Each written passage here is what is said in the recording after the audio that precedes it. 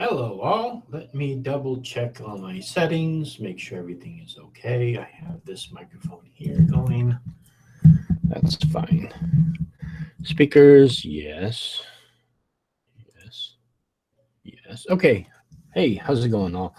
So I just noticed when I clicked on this that YouTube now has a little thing that comes up that says that they have a limit of 8 hours. So we're gonna have to not take up so long. But yeah, because there were some streams where people were on like 24 hours.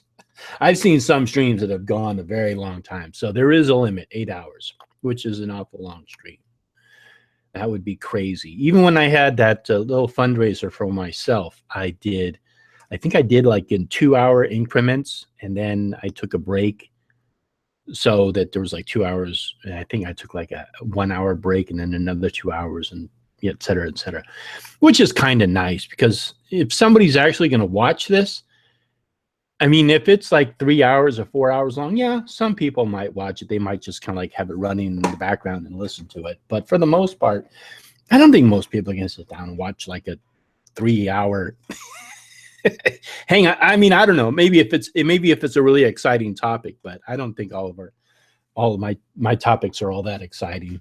So let's see. Who do we got in the chat room? We got Witches Girl. Hey, Witches Girl, how's it going? Golden Owl. Hello, Golden Owl.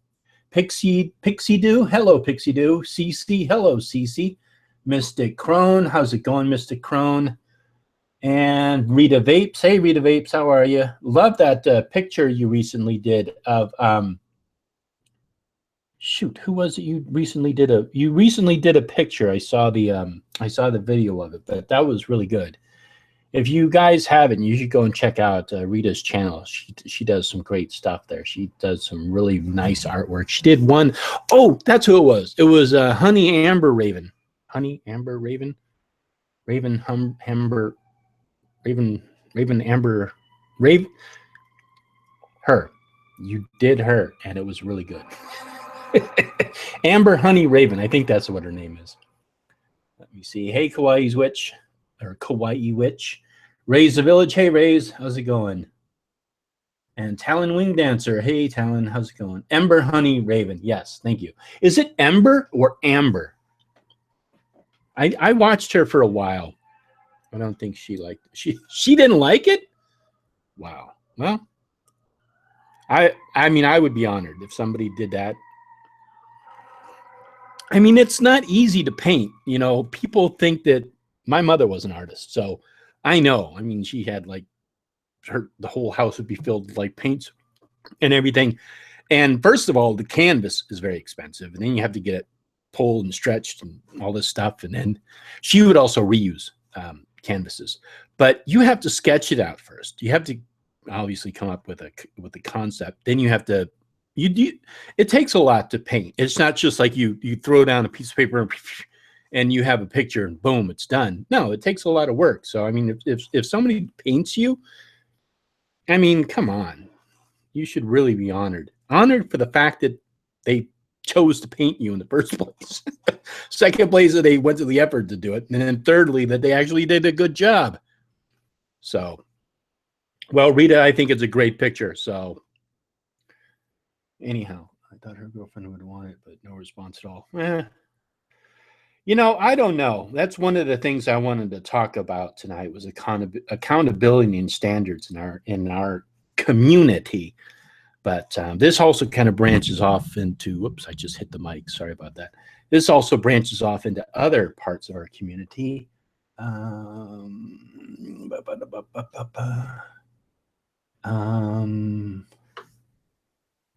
let me see. I'm not liking to.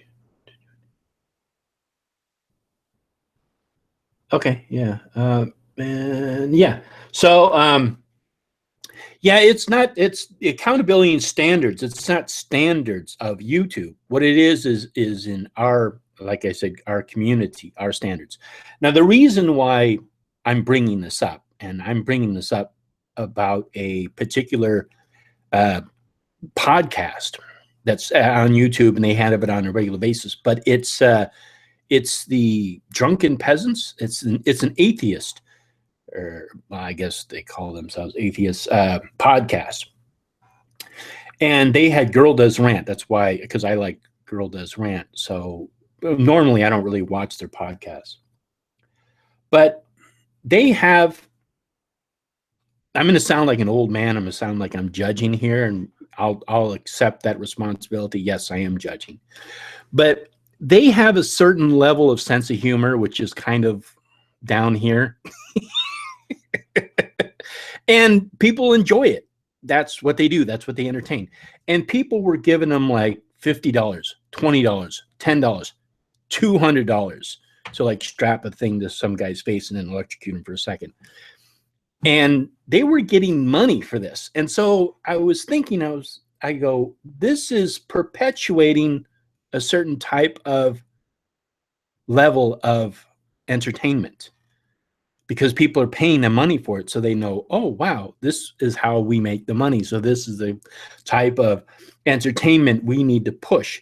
So it creates this sort of cycle where it's, in my opinion, it's going in a negative direction. It's not going in a positive direction. And what I mean by negative is it's bringing out that sort of childish, kind of doing whatever for entertainment purposes.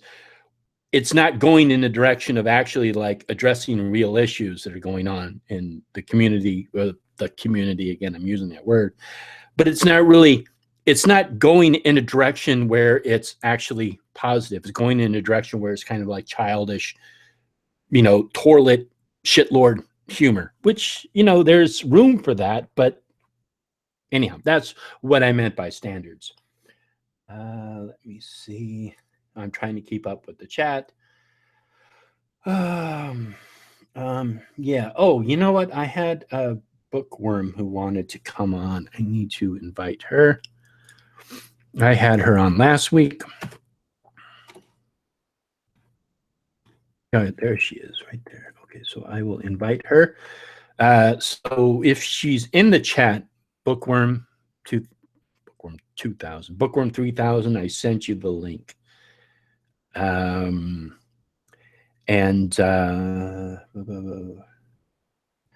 Raise a village. I identify as a shitlord. We shitlords are a proud people. Okay. Well, there's a difference. Well, there's nothing wrong with being a shitlord. I think what my judgment of it is that I feel it's going in a direction that's just kind of like it's perpetuating sort of like just childish nonsense crap. Which, if that's what you want to do, if you want to go onto YouTube and just turn your brain off and just whatever, that's fine. That's what you want to do. But I think that some people who have an influence in their community, or whatever you want to call it, it would be nice if they kind of held themselves to a certain higher standard, because you can still entertain, you can still have fun, and still do it in a way that it's entertaining, but you're not going below a certain standard. That's my opinion. And again, that's on me. I understand that. That's my judgment.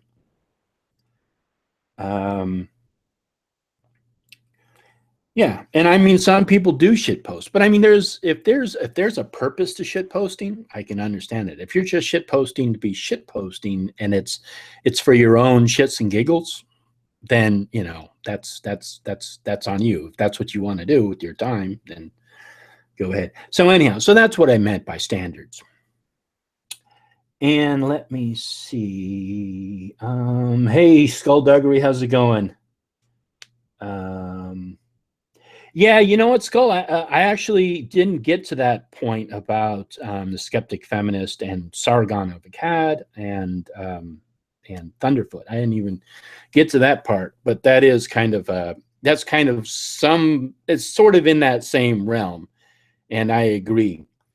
I think that I'm sure some of you probably are aware, or maybe some of you don't know, but there was this gentleman who had a channel called The Skeptic Feminist. I actually had an interaction with him once. He did some video, and I'm just going to be honest, I thought he was nuts, and I really didn't pursue any kind of trying to really get to know him any better or anything like that. I just kind of like pulled away and just, I took a dip into a lot of, I tried to communicate with various people and get their position, get their opinion of things. And I contacted Kevin Logan, Skeptic Feminist, or Deadpool, what he called them, Christy Winters, Michael Rowlands, and I think that was it.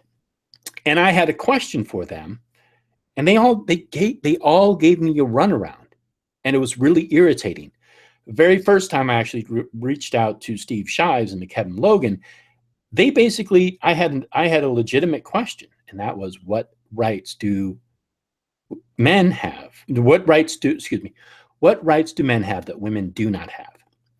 They immediately just gave me the runaround, started attacking me, avoiding the question completely, and ended up just like basically just kind of blocking me because I wanted them to put that question on Steve's show, and they never did. So that was my same question. I introduced that to Michael Rowlands. Michael Rowlands referred me to Christy Winters. I presented it to Christy Winters. Christy Winters presented me to Kevin Logan, who was the person who I originally posed the question to.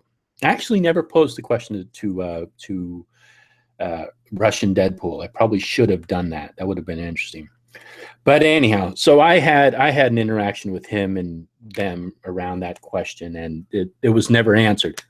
So I basically took that to mean that, well, basically they're just using that as a false platform to push their narrative. And I, first of all, those of you who know me, I'm very much for the rights of women, but I think that there's a certain point where it's now beyond that. I mean, we're getting to, there are women in the Middle East who are being raped and being sold basically into sex slavery and having their clitoris, shoot, what's the term?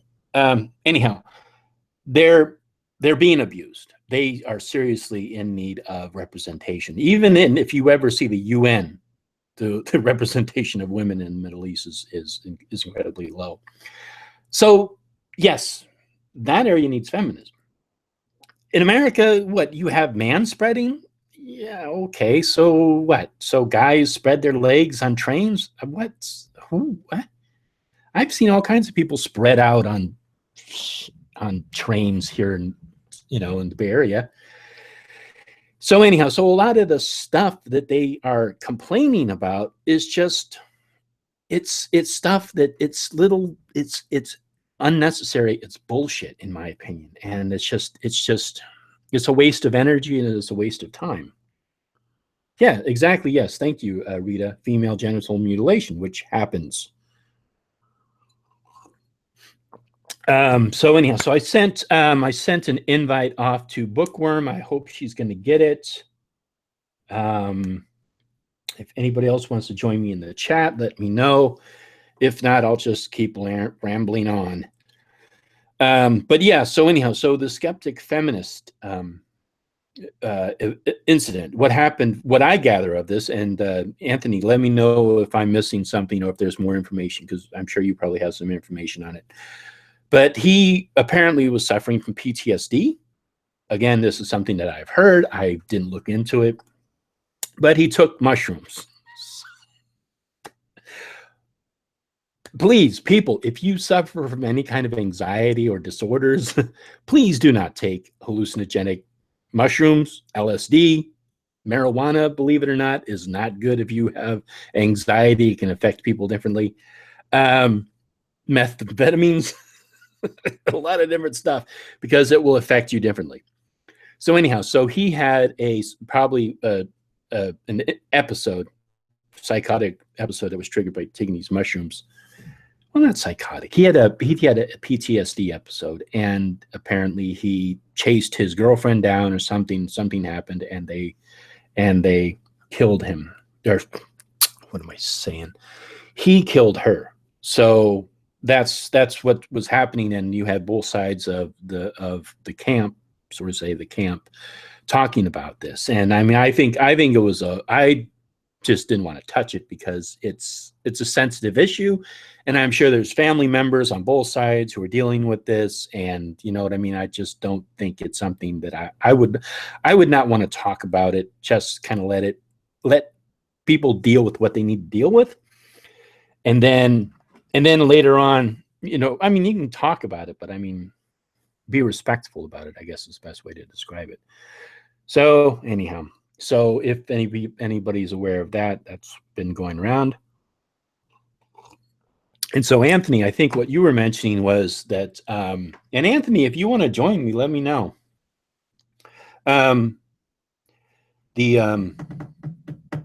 So yeah, so there's been people on different sides. Some people have been making, you know, crass, childish, you know, stupid things about it.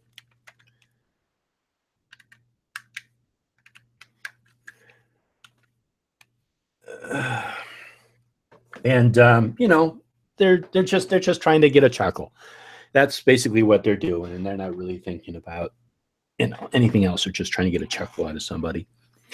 And then there's other people who are taking a little more serious, and they're kind of like, you know, I don't know. I think people are just making they're just making light of it, you know. And I mean, there's a person was killed for that, or not for that, but I mean was killed in this whole thing. And it also should bring attention to people who do have, you know, PTSD disorders, and also gun control and other. I mean, there's other things that come into this that should be addressed or talked about at least. So anyhow, so this has been going on, and I was sort of thinking about talking a little bit about that. I figured it would probably come into the conversation, but accountability was more of what we as a community, how, and I'm saying community, whatever you identify with, whatever you feel you would identify yourself as, or, you know, or however. So I'm using that term very loosely, community. Oh, okay. You DM me.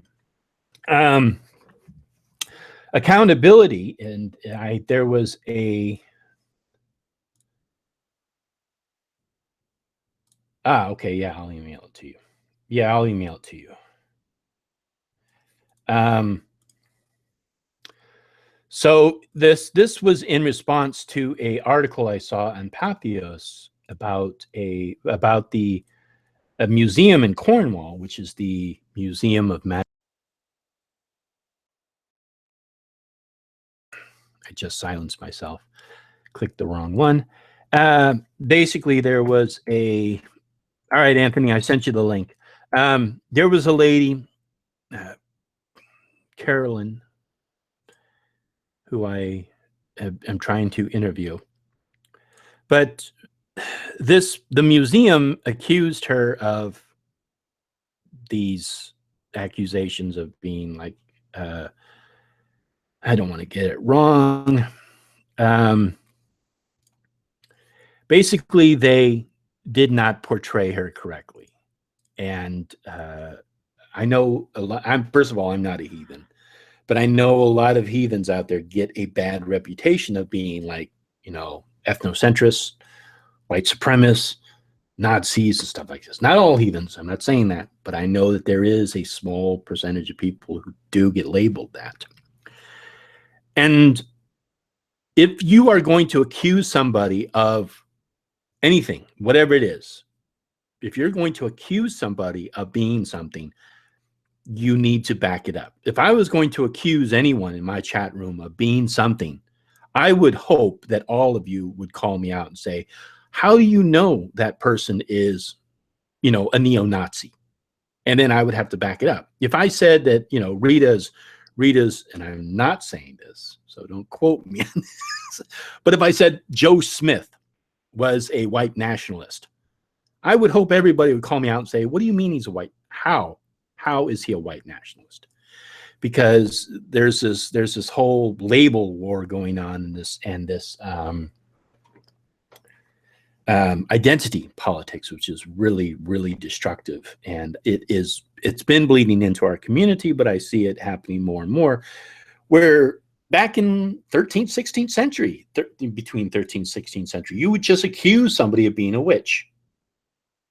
And then they would torture you and get a confession out of you to find out whether or not you were a witch. And obviously, because you wanted to stop being tortured, you would confess to being a witch. And then, of course, then you would be sentenced.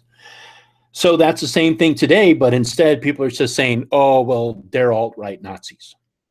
And then people just run with it. Oh, yeah, okay, they're alt-right Nazis. They don't even think about it. They don't even question it.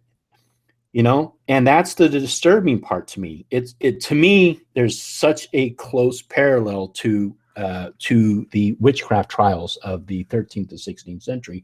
And as we all know, 99% of the people who died during that time were not witches. They're most likely Christians or some other form of religion back then that was, you know, they were Muslim or Jewish. Or maybe even a heretic, a heresy, and they were unbelievers. Okay, Anthony, so I sent you that link. Let me try sending it to you again. All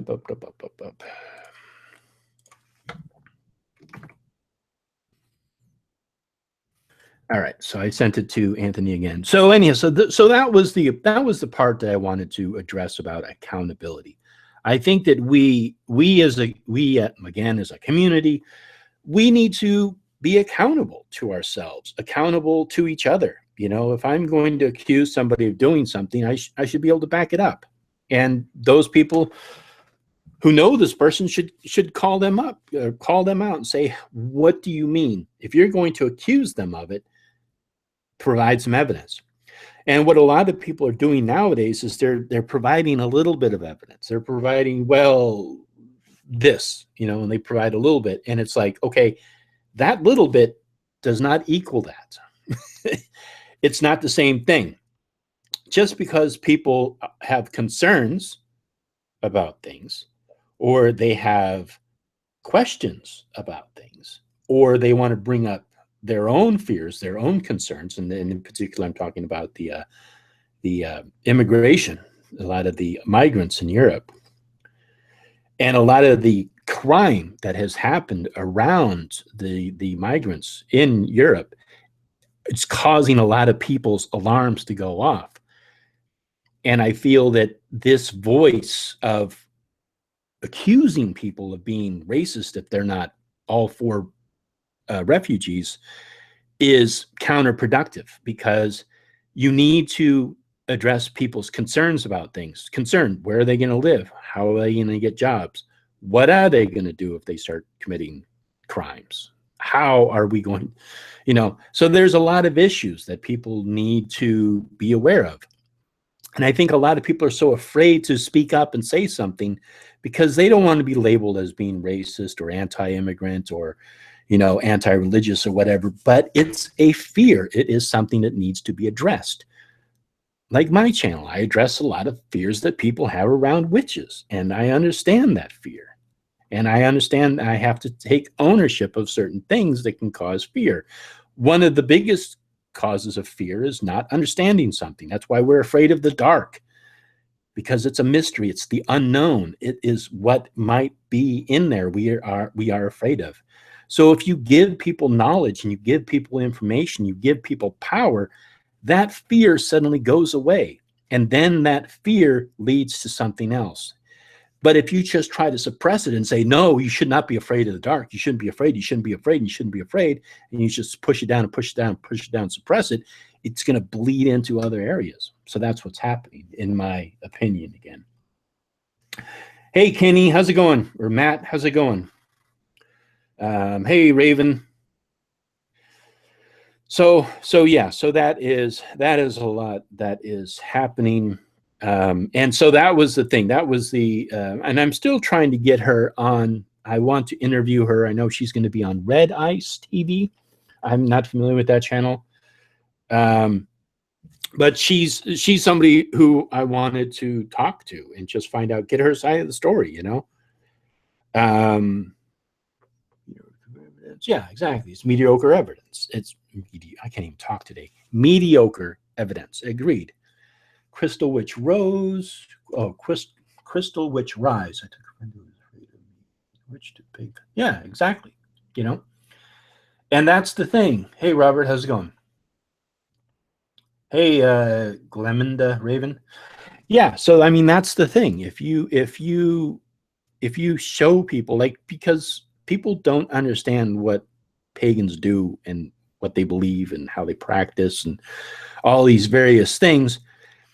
So if you show them and you share it with them, then they have a better understanding of who you are and what you believe, and a lot of these fears that people have been spreading about pagans kind of get suppressed. Now, one of the unfortunate things about especially the British traditional Wicca path. All right, Rays, you're going to have to back that up. Sorry. Give me some evidence. What was I saying?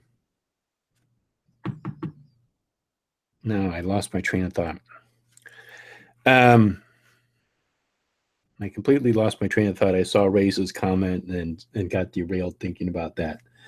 Oh, yeah. So the thing with the British traditional Wicca is that because it's an initiatory tradition, they can't just open up everything and say, hey, this is what British traditional Wiccans believe, and this is how they practice, which is unfortunate, but that's just the way it is. Let me see. Go to Red Ice Radio's channel and search through their videos. Listen to some of their shows. Yeah, they're also heavily into conspiracy theories as well. Well, whatever. Okay, I guess. Okay, thanks, Rays. I guess I'll have to do my own research on them. So anyhow, she's going to be on that program, and then I guess I'll have to sit there and research and judge. Yeah. Okay. Fine. It's not like I wasn't even aware of this channel. I wasn't aware of this channel until I heard that she was going to be on it. But, I mean, there's a lot of organizations that I don't agree with, like the Nation of Islam, which is very anti-white. They're very racist. There's a lot of organizations like that people support. So I don't know. I think my opinion about certain groups is kind of, all right, I did it again. DMD again. Okay. All right. I sent you the link. This will be the third time now, Anthony. So I could send you a DM through Twitter. Let me know. Why don't I go ahead and do that? I'll also send you a DM through Twitter. Yeah, I'll send it. Ugh, I gotta recopy it. I mean, this Hangout, the Hangouts is actually a really easy thing once you get used to it, but it's still a little thing you have to be aware of. All right, okay, so Anthony, I posted it. I sent it to Twitter. So, yeah. That's all right. No worries, Anthony. Yeah, so anyhow, I mean, yes, I understand that the world is becoming a melting pot. That's just the truth of the matter. We're all going to have to figure out how to get along with each other. So those people who don't get along with people for their reasons, that's going to be their problem. Hey, how's it going, Anthony? Uh-oh. Hello. Oh, okay, good. Hi. I thought for a second my No, I was muting the other stream, so I didn't get echo. Okay. I'm trying to be professional. So what do you think? What do you think about that whole skeptic feminist thing, Thunderfoot and Sargon? It was, well, I mean, the event itself is kind of shocking. It's just like any other tragedy, isn't it? Really, when somebody like that, and I think the guy obviously had some kind of issues. I don't know if it was PTSD. Mm-hmm. I really think the verdict's out on that. I think some people have tried to find out because he said he was in the military, right? And he said that multiple times on Twitter, I think. And I don't think I don't think he was. I think he was in the National Guard, but mm-hmm. He also said that he was in Afghanistan and stuff. And I know the National Guard can be posted out there, but nobody's found any evidence of that. That doesn't mean to say he doesn't have PTSD, of course. Mm-hmm. But the guy obviously had some issues. But I think my issue with it is I think I did mostly agree with Thunderfoot's video, although I didn't see all of Sargon's Hangout, which is what Thunderfoot was referring to. But there was a couple of people in that. I have no problem with Sargon, really, Carl. You know, he's pretty level-headed and stuff. And he's an older guy. He's like our age, you know. I think he's a little bit younger, man, but he's not a kid. But yeah, I think he's in his late 30s, maybe. Yeah, and I'm in my coming on late 40s. But hey, I think I might got you beat. I'm 50. I know, man. We've talked about this. I'm 47. Okay. So, yeah. But he had Kraut and T on there, and a young lad called Tom Gebbett, Oozaloo. You probably know who I'm talking about there. Yeah. Yeah, you remember him from the Josh Banco days? Yeah. Yeah, you remember that guy? So anyway, he's now in with these guys, and I just got the impression from that hangout that they were just having a right good giggle together, like a bunch of school kids, you know, over something that you know, people like Oozaloo. I can't imagine for a second Tom Gebbett has ever experienced any kind of tragedy in his life. He lives in Middle England, right, in a wealthy area. I can't imagine. I could be wrong, but I'd put my mortgage payment, my next mortgage payment, on the fact he's never experienced anything like that, like a death or somebody close to him that's died or anything like that. And for them to laugh about it, it just leaves a really bad taste in my mouth. I didn't know the guy. I didn't like the guy, you know, who committed the murder. I didn't know the girl at all. Obviously, I don't know any of these people. I do know Oozaloo and I do know Kraut and T. I've had, you know, and I know Carl as well to some degree. But it just seemed like they were just a gang of school kids having a right good giggle behind the bike sheds, you know, about somebody else's tragedy, really. Yeah. Well, that's I think really no, go ahead.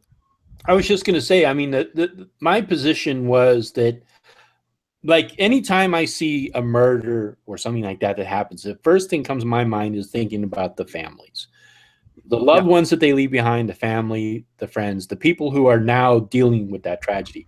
And then to go online and publicly kind of laugh about it, I think it's in bad taste, because you need to let people grieve about this, and kind of that's why I haven't really wanted to touch on it and say anything about it. No, I haven't said a damn thing about it. I've not said anything on Twitter. I've done nothing about it. Yeah. I mean, I'm so sorry. I'll be right back. I just have to. You want me to sing to the chat or anything? Yes, please do. Thank you. Now, how's the chat doing? I've done these things before. You're good. Chat, how are we? Do we have in the chat anybody? Synthetic Rebellion. I think I followed you on Twitter the other week. I'm pretty sure. But they are a bunch of hypocrites. Supposed to be skeptics, right? Yeah, Sargon, Oozaloo, and Kraut. So I left a message on I left a YouTube comment on Sargon's video saying I've no offense to Carl, right? Because I've never had a falling out with him, but I left a comment that if you lay with dogs, you will get fleas, and I think that's pretty much what he's got there. He's associating with some shitty people. Who's got fleas? Carl Sargon. I says if you lay with dogs, you get fleas. Right. That's what he's done. He's mixing with, and that V guy. Don't know who that guy is. I've heard of him before, but what an obnoxious twat he is. It just makes me think. It just makes me think that these people have never. I don't know. Maybe they have experienced it, and that's why they laugh about it. If that's the case, then you know I'll respect them a little bit more. But I can't imagine for a second that Oozaloo's experienced anything. I think if you experience a death, especially something like that. I mean, it's not like, you know, you found out, oh, he woke up dead, or, you know. Yeah, it's not even just a death; it's a murder. Right. Isn't it? It's even more shocking. Yeah, I mean, so it's a combination of the two things. It's like a murder that happened, and then the victim, what was her name, Heather Annabelle? Yes. Oh, Annabelle or something. Yeah. Yeah. Yeah. You know, now, so you're dealing with the people who know him, and then you're dealing with the people who know her, and so I mean, that's why it's kind of like. Yeah, so it's really a tragedy when that happens. So really, to make fun of it is not good. No, I mean, talking about feminism and anti-feminism and social justice warriors and anti-social justice warriors is one thing. Yeah, that's one thing. It doesn't have anything to do with feminism, though. No. It doesn't have anything to do with skepticism. It has to do with. I mean, that's like everybody likes to just like take like all of this, just throw it into this category, you know? Yeah. And it doesn't have anything to do with either of those. It has to do with, first of all, him not taking care of his condition. If he was taking hallucinogenic while he's on his condition, and then why does he have a firearm that was loaded and available? Yeah, well, he was a self-defense instructor or something. I don't know. I think he but still, but I think he's walking around with a loaded gun. Well, he had a loaded gun in the house. I mean, I have a loaded. Well, I don't. My wife has a loaded gun in the house, but it's tucked away in a cupboard somewhere. You know what I mean? But she only, like my wife takes. I mean, we're in Texas; it's legal. But I mean, I'm not a big gun. No, I don't own a gun. But that kind of person, I don't know, he's unhinged. Obviously, got some issues in his life and stuff. I don't know. When it comes to stuff like that, I don't understand why people don't just back off a little. You don't wait for the facts to arrive. Everybody's got to weigh in. Yeah, and it's just I don't know. I think Thunderfoot's point was that this whole so-called community is toxic, and it is. It is, and I've thought that since last year. You know, you get kind of you think you've got friends online and stuff like that, and it turns out they're not friends at all. You know, they're just leeching off you because you've got more followers than them and all that kind of thing, and it's an absolute crock of shit. You know, it really is. It really is. Like this is why I like you, Heathen, and you just do your own thing. And I see you, and people probably won't get this comparison, but I see you a little bit like Andy Warski, right? And I know we're talking like, you know, we're not talking eggs and eggs here, but like Andy's got 200,000 subs or whatever, but he doesn't give a shit about that. He's still himself to me. He seems a very honest fella, and that's why I like him. You know, he admits when he's wrong and that kind of thing, and you do the same. You're just being yourself online, and that's what I've always done. Yeah, and if people don't like it, I don't care really. You know, turn to something else. There's plenty of other channels on YouTube, right? Yeah, well, that's kind of like what I was talking about. I think probably before you joined the stream was I think a lot of people they take on this persona, and this persona that they put online is often just kind of like this very childish toilet humor shitlord. Oh, I've done that too. Thing. Yeah, you know, and there's nothing wrong with that. But what I'm saying is that people who really perpetuate this, and then they start making money off of that, and then they sort of keep perpetuating it because they're making money off it. Wow, people like this. I've got to carry on being like that. Exactly. Yeah, and then go ahead. No. Well, yeah. I mean, they perpetuate their own lie. You know what I mean? It's like people like how I am when I'm being like that, so I'm going to carry on being like that because it seems like that's what people like. Just like most people. Or it seems like a lot of people online need some kind of validation. Yeah. Right. And that's all they want.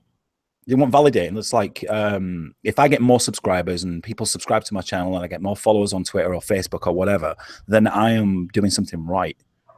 And that's not always necessarily the case. Yeah, I think right is kind of subjective because, I mean, you're doing something that appeals to a certain demographic of people. That's what you're doing. So it's not necessarily you doing anything right as much as it is you're just doing something that appeals to a demographic. Yeah. But like for example, you know Magog, right? I've heard of him, and I can't do with his voice personally. He just but his whole thing is a stick. You know, he plays this wizard who lives in this far off land. You know, and it's a whole character that he puts on YouTube. Right. And that, at least it's honest, because in my opinion, you have some people who are on YouTube and they have a character, but nobody knows it.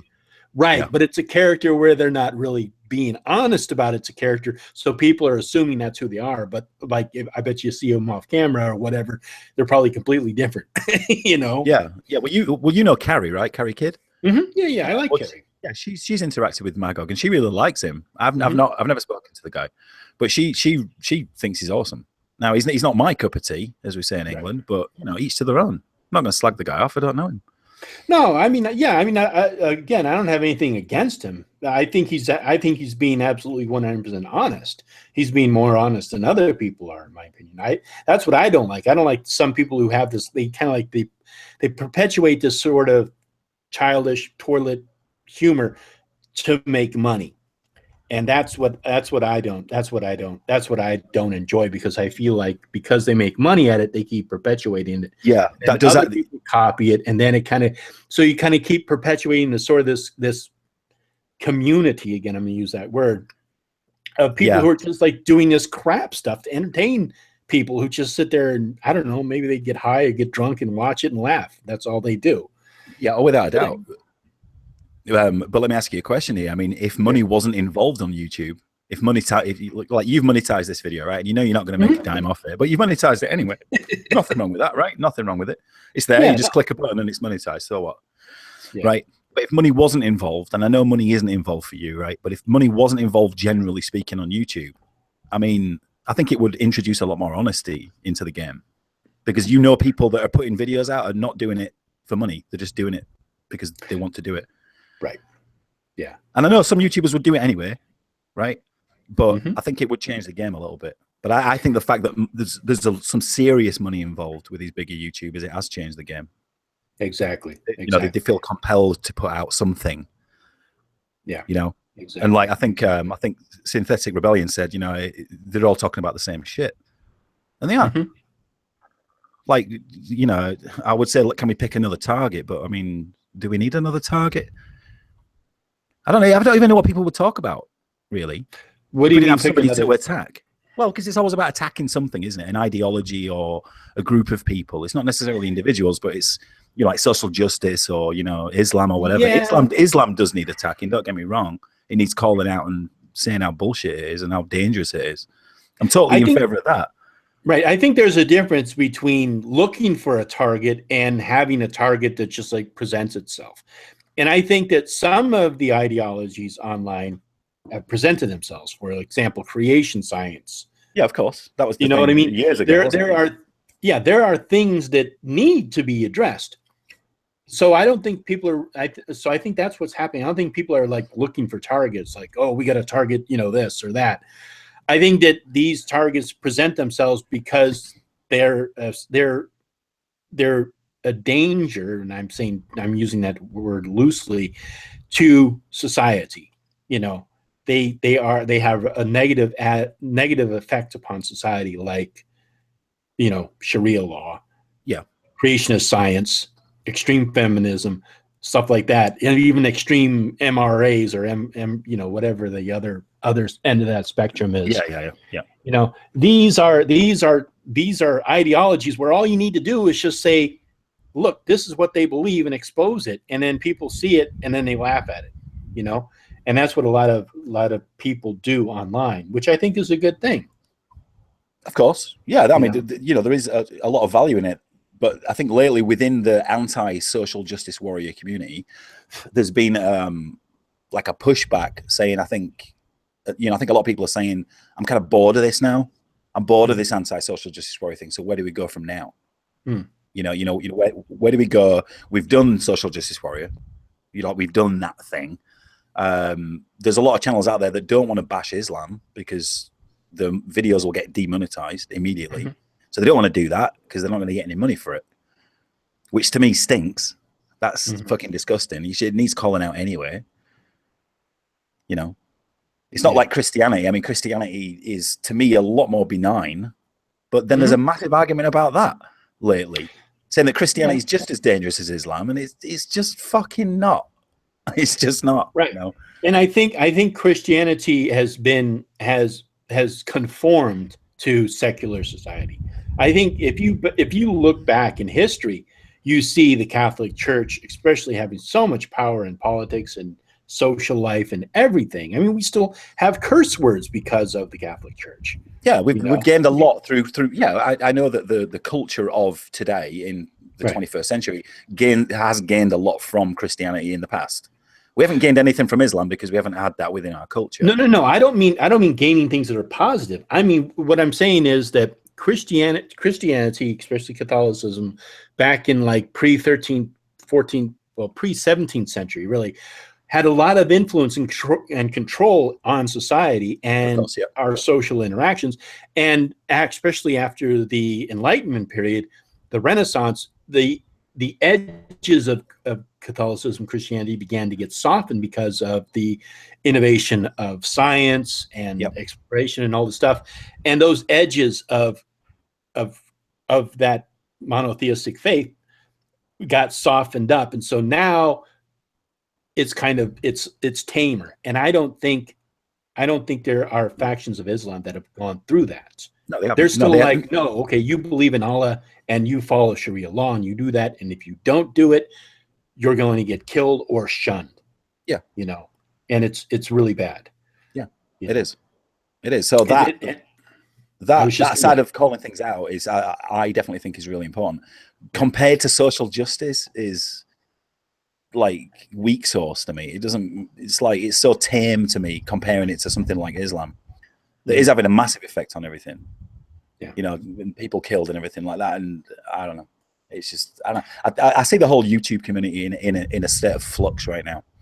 Yeah, if there is such a thing as community, and there isn't, but you know, a group of bigger YouTubers, I think, are in a state of flux, and I think a lot of them are wondering what the fuck we're going to do. Yeah, that's what. Yeah, I see your message, Rays. Did you, Rays? Did you want to join us, or did you? Because it looks like you're trying to get my attention. Yeah. So let me know in the chat, Rays, and I'll keep an eye on it. Yeah, I think I'm just going to go to the bathroom real quick. I'll be back. Yeah. Go ahead. Right, so yeah, so Rays, you were trying to get my attention. Let me see. So I like Anthony. He's a nice guy. He's somebody I met online on some hangouts that I've done with he done with other people. He's a good guy. He's like a skeptic atheist, so he's not a pagan. I'll send you the link via Twitter. No, I wanted to shoot you a link privately. Oh, okay. Yeah, sure, Rays. You can email it to me if you want, Rays, or you can send it to my Twitter. I have my email address in all of my videos and my Twitter, but I'll put it down here. So if anybody wants to send me an email, they can. So there is my email. I'll put it in the chat. So yeah, so especially on Saturdays, I'm going to have hangouts where I just kind of like talk about everything. There's sort of everything on the table, and then I'm going to start up a Wednesday hangout in June, where I'm going to just focus in on, you know, like witchcraft and paganism. I've just been so busy lately. I have all of these videos I want to put out, and just stuff has been coming up in my life, and I haven't been able to do it. So I apologize. One thing is I need to do a new video for my Patreons, because I'm going to be giving my Patreons. You have Patreons? I do have Patreons. Yeah. Nice. Yeah, I have a couple of them. Nice. Yeah, but I wanted to give my Patreons, the ones who've been supporting me and new ones in the future, you know, little gifts, because I think it's nice. You know, people give you money and you give them something back. But I've never known. I don't have like merchandise. I don't have like No, just T-shirts or anything like that. Stop doing that. Yeah. So, but I do make incense, and so I was going to give it. Put that on there. So it's not the stick kind. It's like loose incense where you put it on a charcoal. Huh? Incense usually gives me a headache for some reason. Yeah. Some people who are sensitive to it, it's not gonna. Yeah. They're not. So if people don't know me, I know you were kind of, while I was going to the bathroom now, I could kind of. Yeah, I was talking shit about you. No, well, you weren't. You weren't talking shit about me. I'm an anti-theist, which means I think religion is like dangerous and poison to people. But I mean, I'm not so virulent in that I'm going to start attacking people. I used to be a little bit more, I can't think of the word now, but I used to be a lot more aggressive with it. And I really don't have time for it, to be honest. Like I've heard about your beliefs, you know, you're a Wiccan, and I know a little bit more about Wicca. Am I pronouncing it right? You're pronouncing it correctly, yeah. So I know a little bit more about it, and it seems very benign and kind of, you know, and if people are into that, I have no problem with that whatsoever. Yeah, well, I think that most beliefs, like, you know, you can rattle off a whole. There's like 4,200 religions in the world. I'm sure. Probably more, man. Yeah, you don't hear about these because they're not driving trucks into people. They're not chopping people's heads off. Yeah. they're not, you know, they're not mutilating genitals. They're not molesting children. They're not doing all these things that some of these other some of them I do find Islam religion. Yeah. I mean, I've always been like that. If I find it funny, and I end up laughing, but like I know I've been on Hangouts with you before, where you've had some of your followers on there, and I've laughed not necessarily at them, but I've laughed at what people believe in.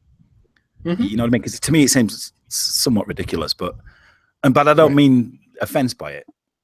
I find it funny, you know. It doesn't like offend me. Cece got really offended. I think Cece was one person. I think she's not in the chat right now, but she got one person who got really offended, I think. Yeah, but I mean, I think that people can. The way that I look at it is, I understand that what I do is probably ridiculous to other people. You know what I mean? I understand that, so I don't get offended by it, because I understand that other people think that what I do is absurd or ridiculous or pointless. So I already understand that, you know. So I know my wife would be more into what you believe in. Huh? My wife would be more into what you believe.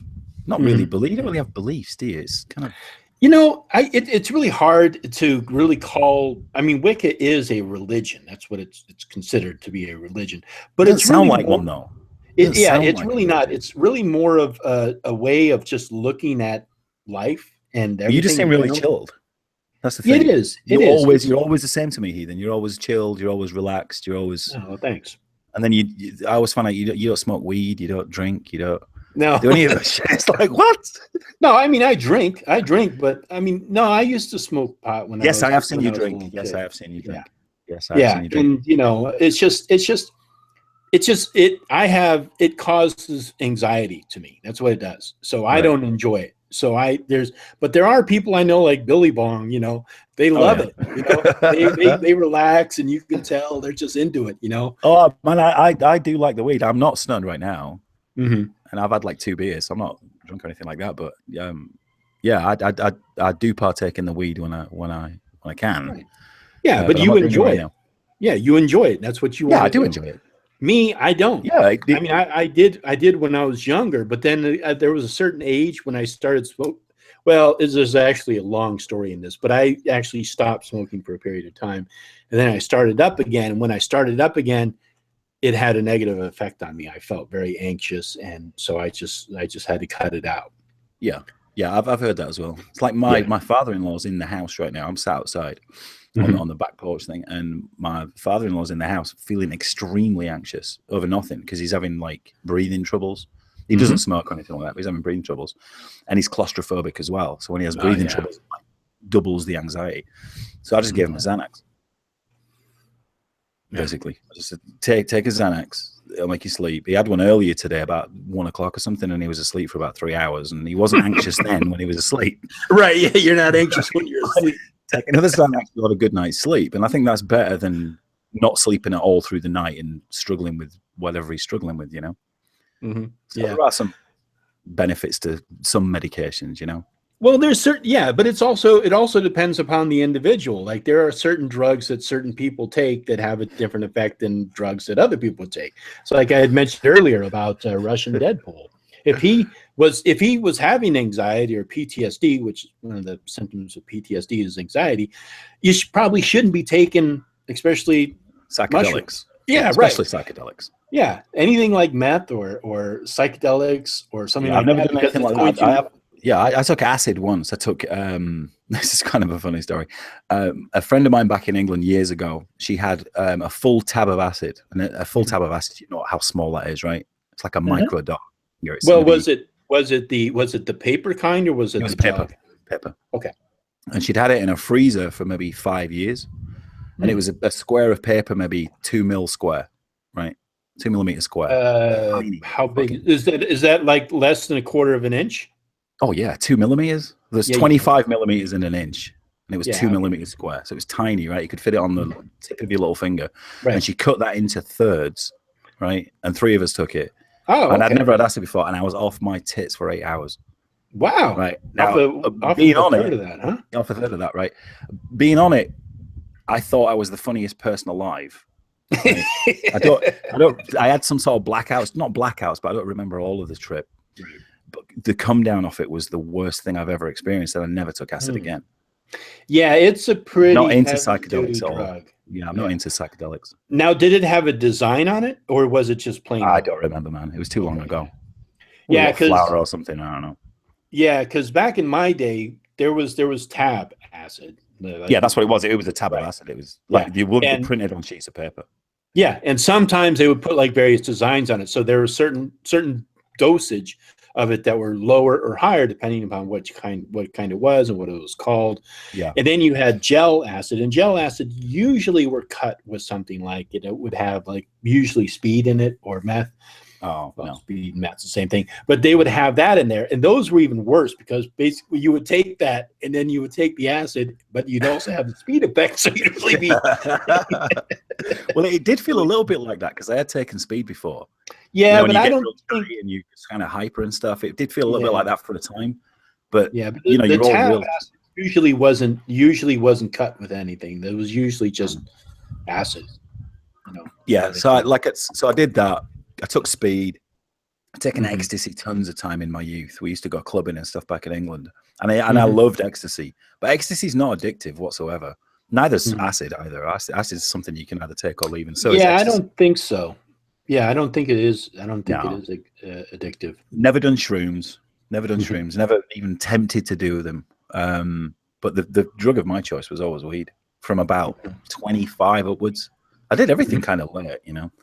But from 25 upwards, you know, I was into weed, and I think weed is a really good kind of thing to take sometimes. Exactly, it's a very mellow high, you know. Well, depending on what strain you take, you know, you can have up highs, you can have mellow highs, you can have body highs and head highs and all that kind of thing. And it's not an out of body experience. You still know what you're doing. It's not like what this guy took, which is what we're talking about. It's, you know. Yeah, well, what he took was quite different.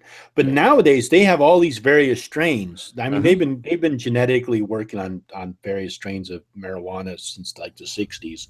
Yeah. So they have all these various strains nowadays, which have like, you know, like different effects on people. And some of them are designed purely just to like relax a person and just kind of like keep them in the headspace. And then there's other ones that are just like really, really strong and like really in their head to really make people feel completely out of it. Yeah, there's two main strains. There's sativa and indica. If you take an indica, it's more of a body kind of stone, and you just want to sit down and chill and not necessarily have a big talk and stuff. You just want to chill and watch a movie or something. And if you take a sativa, it's more of a head high, and you might want to chat more and things like that. But it's not experience. It's not. You're always going to be you. You know. I know with psychedelics, you can do things that you might regret. It's a bit like alcohol. Alcohol. You know? Yeah, but alcohol, you can kind of get really gone on it, but you don't like. But you tend to kind of like. It's a joke. It's like either you hate everybody or love everybody, right? With alcohol's probably the worst drug you can take. To be fair, it is. Because you can have out of body experiences. You can forget things. You can have total blackouts. Hell out of body experiences. Well, I'm probably not explaining that right. Out of body experiences meaning that you're doing something that you wouldn't normally do. Yeah, you know what I mean. Yeah. Okay. All right. So you can consciously. You can make a lot of bad decisions on alcohol. Yes, you can, and you can From consciously driving black to out. other things. You know what I mean? It's not good. So I mean, you can drink so much where you don't remember what you did, but you did stuff. Yeah. So I've had those. I've done that in my youth. And it's not good. And it's never like you wake up and you go, oh shit, what did I do last night? And then eventually you remember it and it's something good. It's not. It's always going to be something shit. It's going to be something terrible, you know? Yeah. Exactly. I've had plenty of experiences like that, but I've never had experience like that with weed. Never. Yeah, I don't think you will have that experience with. It's like the worst experience I've had with weed is like I've smoked too much and I want to go to bed. You know what I mean? And that's it. It's like, yeah, right. Or you start coughing too much. Yeah, something like that. It's not a big deal, you know? So yeah. You cough so much, you get it up in your nose, and then it burns. Yeah, that's big the deal. Worst part of smoking. It's not like It's not like waking up in a jail cell.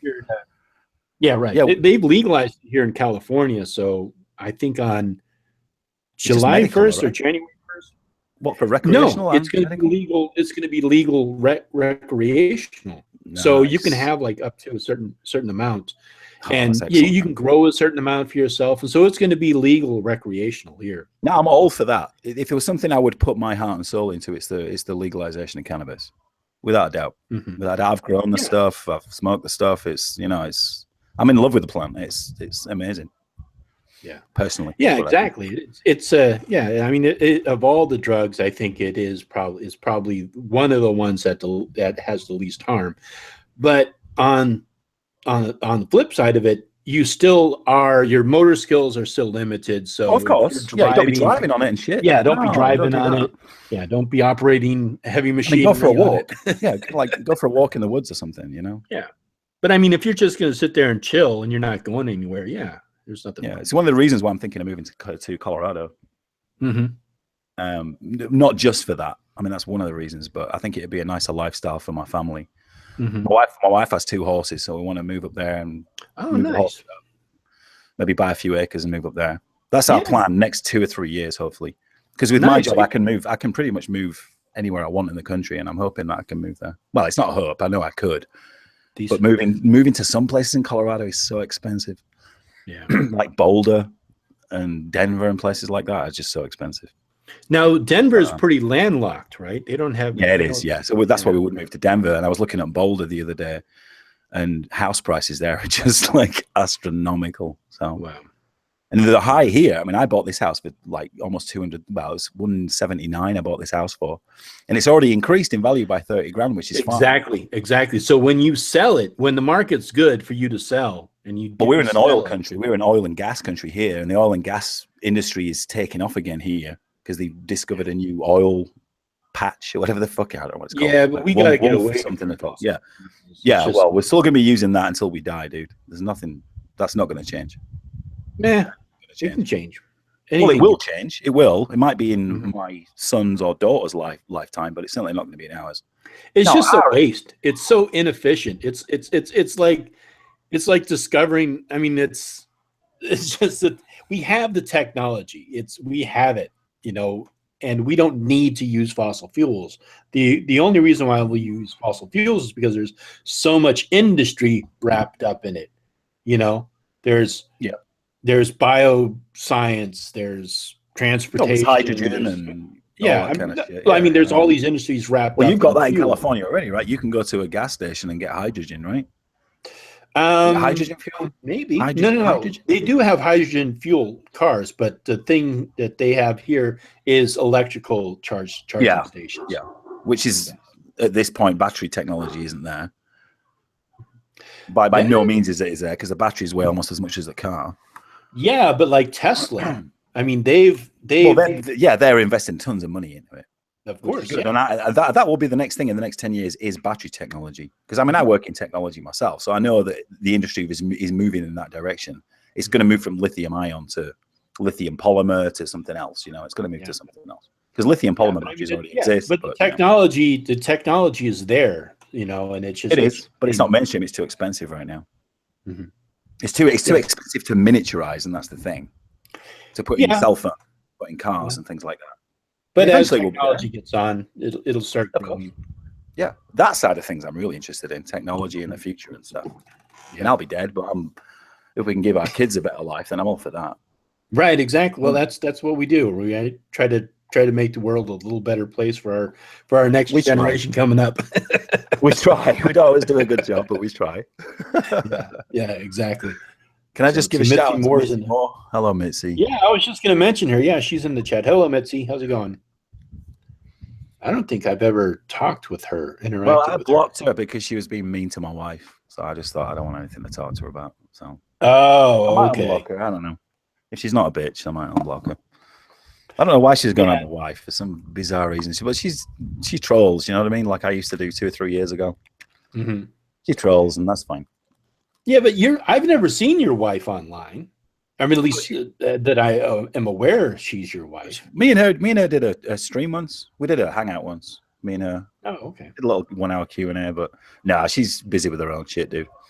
Mm-hmm. She don't get involved with this crap. She thinks it's stupid most of the time. It's like she was in bed and I went in to get the microphone and the earphones, and she's like, "Anthony, what are you doing?" I said, "I'm just going to do a hangout with Heathen." Who? Heathen, he's a Who? good guy, man. I've done hang out with him before. All right, okay. Yeah, you get these names of people like, who are you hanging out with? You're hanging out with Yeah. Heathen and Bong and all these weird names. Yeah. Oh, she knows a lot of them. She knows a lot of them. Yeah. No, but she'd like you. I know she would. Yeah. She seems. I'm not hanging out with women, so she's all right with that. I'm kidding. No, she's fine with that too. There's no women online. Oh, there's one or two, mate. I know. I'm just kidding. There is one That's one of the things that bothers me, though. Like sometimes I'll go into these hangouts and like, especially like if there's women in some of the hangouts, like all of a sudden you'll see like all these guys just kind of like that. They keep wanting to talk to them. Well, it depends on the icon. If it's an icon of a nice looking woman, then they're all like, the whole attitude to them changes. Right. Yeah. Like if people it's a online face are or like something. Yeah. Boys, it's people get really. Yeah, exactly. Yeah. They're all young kids. And like, you'll see, it's like, come on, man, leave them alone. Let them breathe. Gotta say for the record, Mitzi, nobody's ever dumped a dog. Okay. I have a dog and 2 cats and nobody's ever died. All right. So cool your jets. Right. She's referring to a hangout I did where I can't remember what I said. It was like I had dogs breaking in through the back fence. And I was really mad at the time, right? Because they were like breaking my property and stuff. It was like, if I got all that fucking dog, I'd boot it in the head. And I would. Right. But she got a knickers in a twist about it. So but anyway. Have you seen that video with the kangaroo? They're pretty aggressive. They're hardcore, man. Very territorial too. Yeah. I've got camels near me, man. Would you believe that? In West Texas, I've got camels. Camels? Of course you would believe that. It's a sort of semi-arid area. Yeah, there's a guy who lives down, not the street, but down the road, basically. And he's got like 17 camels. Instead of goats, he has camels. You can milk them and stuff, right? You get milk and stuff from them? Yeah, I don't know. Can you milk camels? He's got camels. I don't know. Can you milk a camel? Ask that question. I don't know. I mean, there's a lot of things you can milk, but who wants to? You must be able to milk a camel. If it's a female camel, you must be able to milk it. Camel milk? Yeah, that exists. Of course it does. I don't know. Is there a big industry for camel milk in Texas? Mitzi will know. I'm sure Mitzi will know. I know there was people who were like getting like buffalo and ostrich because this was like the new meat. Yeah, we've got. Yeah, I've seen plenty of ostrich in Texas, but yeah, we've got camels I don't too. think ostrich meat ever really took off. I don't go to my local Safeway the ostrich burgers. I'm sure if you went to like Whole Foods or something, they'd have it there. Yeah, I mean, you can probably find them, but I mean, it never really caught on as something really. Yeah, it did for a while, didn't it? I remember that even in England. Even in England, people were getting ostriches to like farm and get them for the meat. Yeah, they were pushing. It's a red meat, isn't it? It's not like chicken. It's like a red meat, like beef. Maybe. It doesn't taste like. I've never had an ostrich burger, but I think you're right. I think it is a red meat. I don't know. There's plenty of beef. I had buffalo before. Yeah, I've had buffalo. Yeah, buffalo's pretty good. Yeah, nice. Getting a good steak in Texas is usually. You'd think it wouldn't be a problem, but you'd be surprised.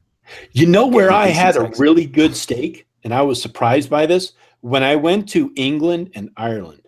Yeah. I went to Ireland, and I had one of the best steaks I've ever had. You get a farm-raised cow there, man. It's, outdoor, eating grass all fucking day. Hell yeah. Mm-hmm. Yeah, now ostrich eggs I have eaten. Yeah, and especially, sorry, hold on. That's his girlfriend calling him. Dun, dun, dun. Who? I want to know who that was. Who was that?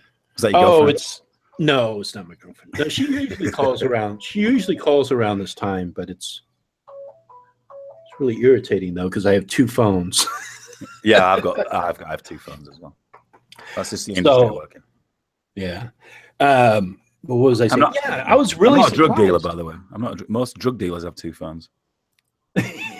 Yeah, but most people have like 3 phones nowadays. They have their private phone, they have their business phone, and then I don't know, maybe they have one other phone that they just I've got my personal phone, my work phone, I have an iPad. Yeah, it's just fucking. But that's just I work in that industry, so it's just got phones coming out of my ass. I had 6 phones in the house the other day. That's too many. I think 3 is a good limit. That's about it. If you're going over 3 phones, something's wrong with you, or you're a telephone salesman. Well, I am a telephone salesman. Oh, okay. But yeah, I was still at the door. It's a really weird thing, right? This guy came in and he says, "Do you recycle phones here?" I says, "Yeah, man." I thinking he's gonna like hand me a flip phone or something, just like recycle a battery or whatever. Hands me 3 iPhones. I was like, "Dude, you know you can sell these, right? You get like $100 a piece." Yeah, I'm not bothered. So he hands me 3 iPhone 5s. All right, I'll get rid of them for you. Yeah, really. I'll get rid of them for you. Yeah, so and I did. So, I guess some people, they just can't be bothered. They don't care. $100 to them is like a nickel. Oh, in Texas, dude? Fucking hell, man. Yeah. I've spoken to some very rich people in Texas that don't give a shit. Like $1,000, $10,000 is nothing to them. Yeah. It's just like a dime. Money. They don't care. Yeah, they drop it. They don't even bother picking it up. All right. This is getting annoying. Hold on. Sorry. Get it. Maybe a debt collector.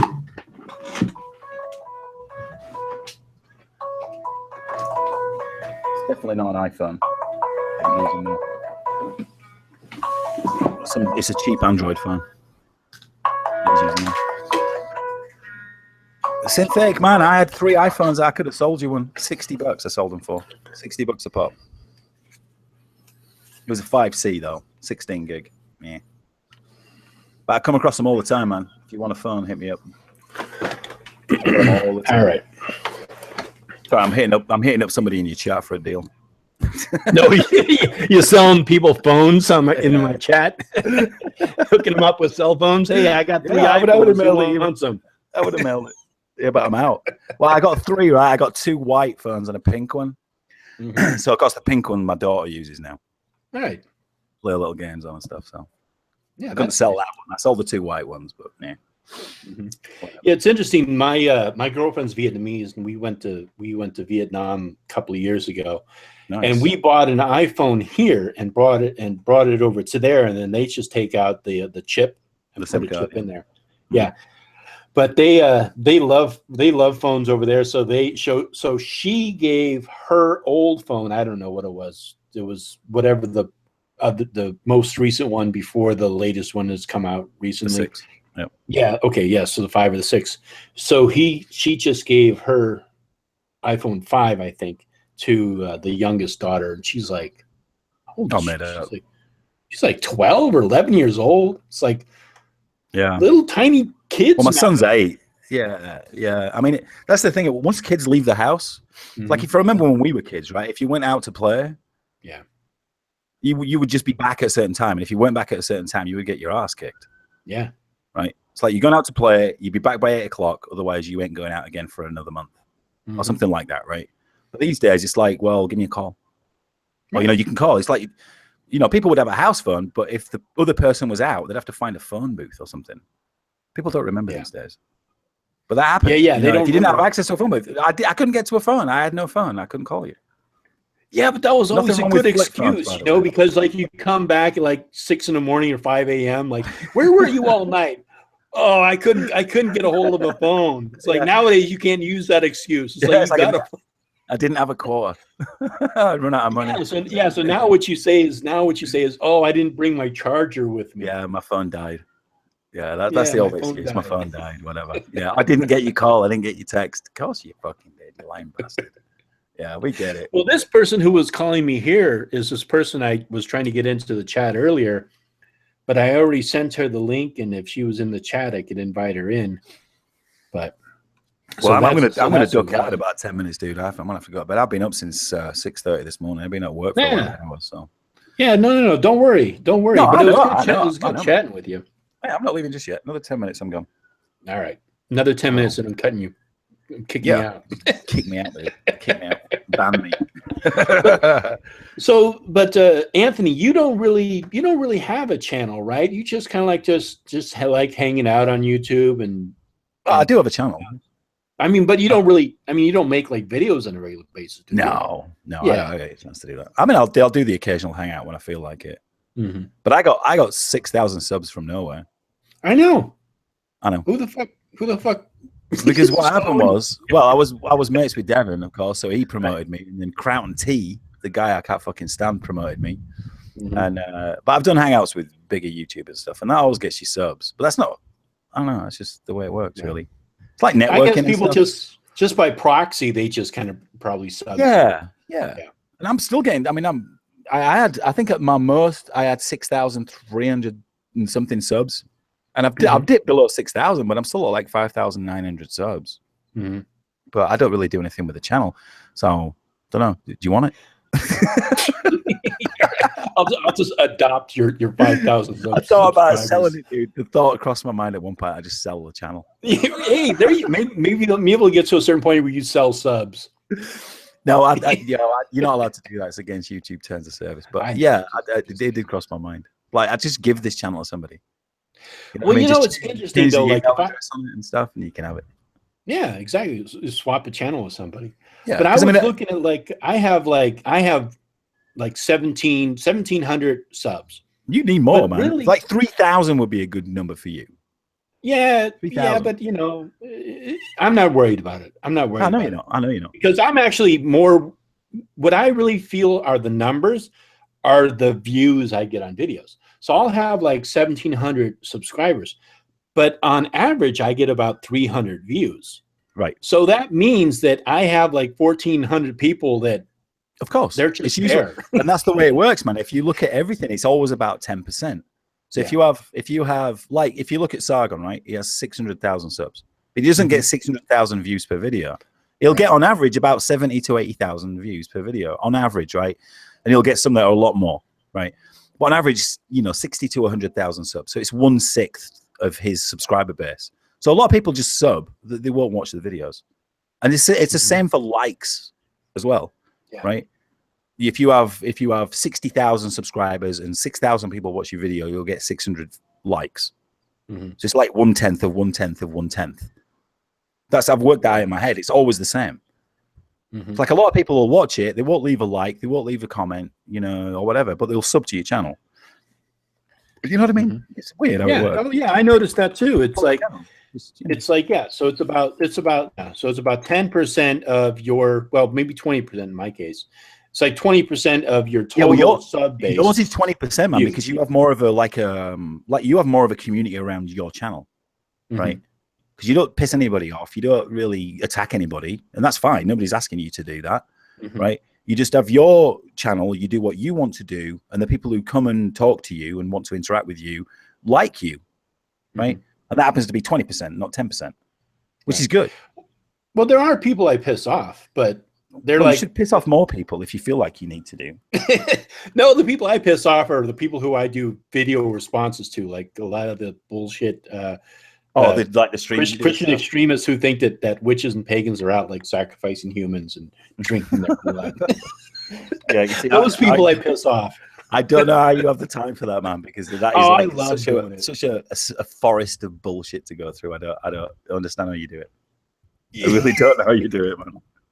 There are some channels, like, I don't know if you've ever seen it, A Call for an Uprising, but this guy is just, I mean, they are just, I mean, like, it's beyond like Alex Jones type, they're turning the frogs gay stuff. I mean, he's like Illuminati, Freemasons, Satanic Bilderberg group. That's an interesting, right? They have, and it's like I've sat there and like listened to it and like try to figure it out and like watch several videos and try to like get like a Gestalt perspective on it.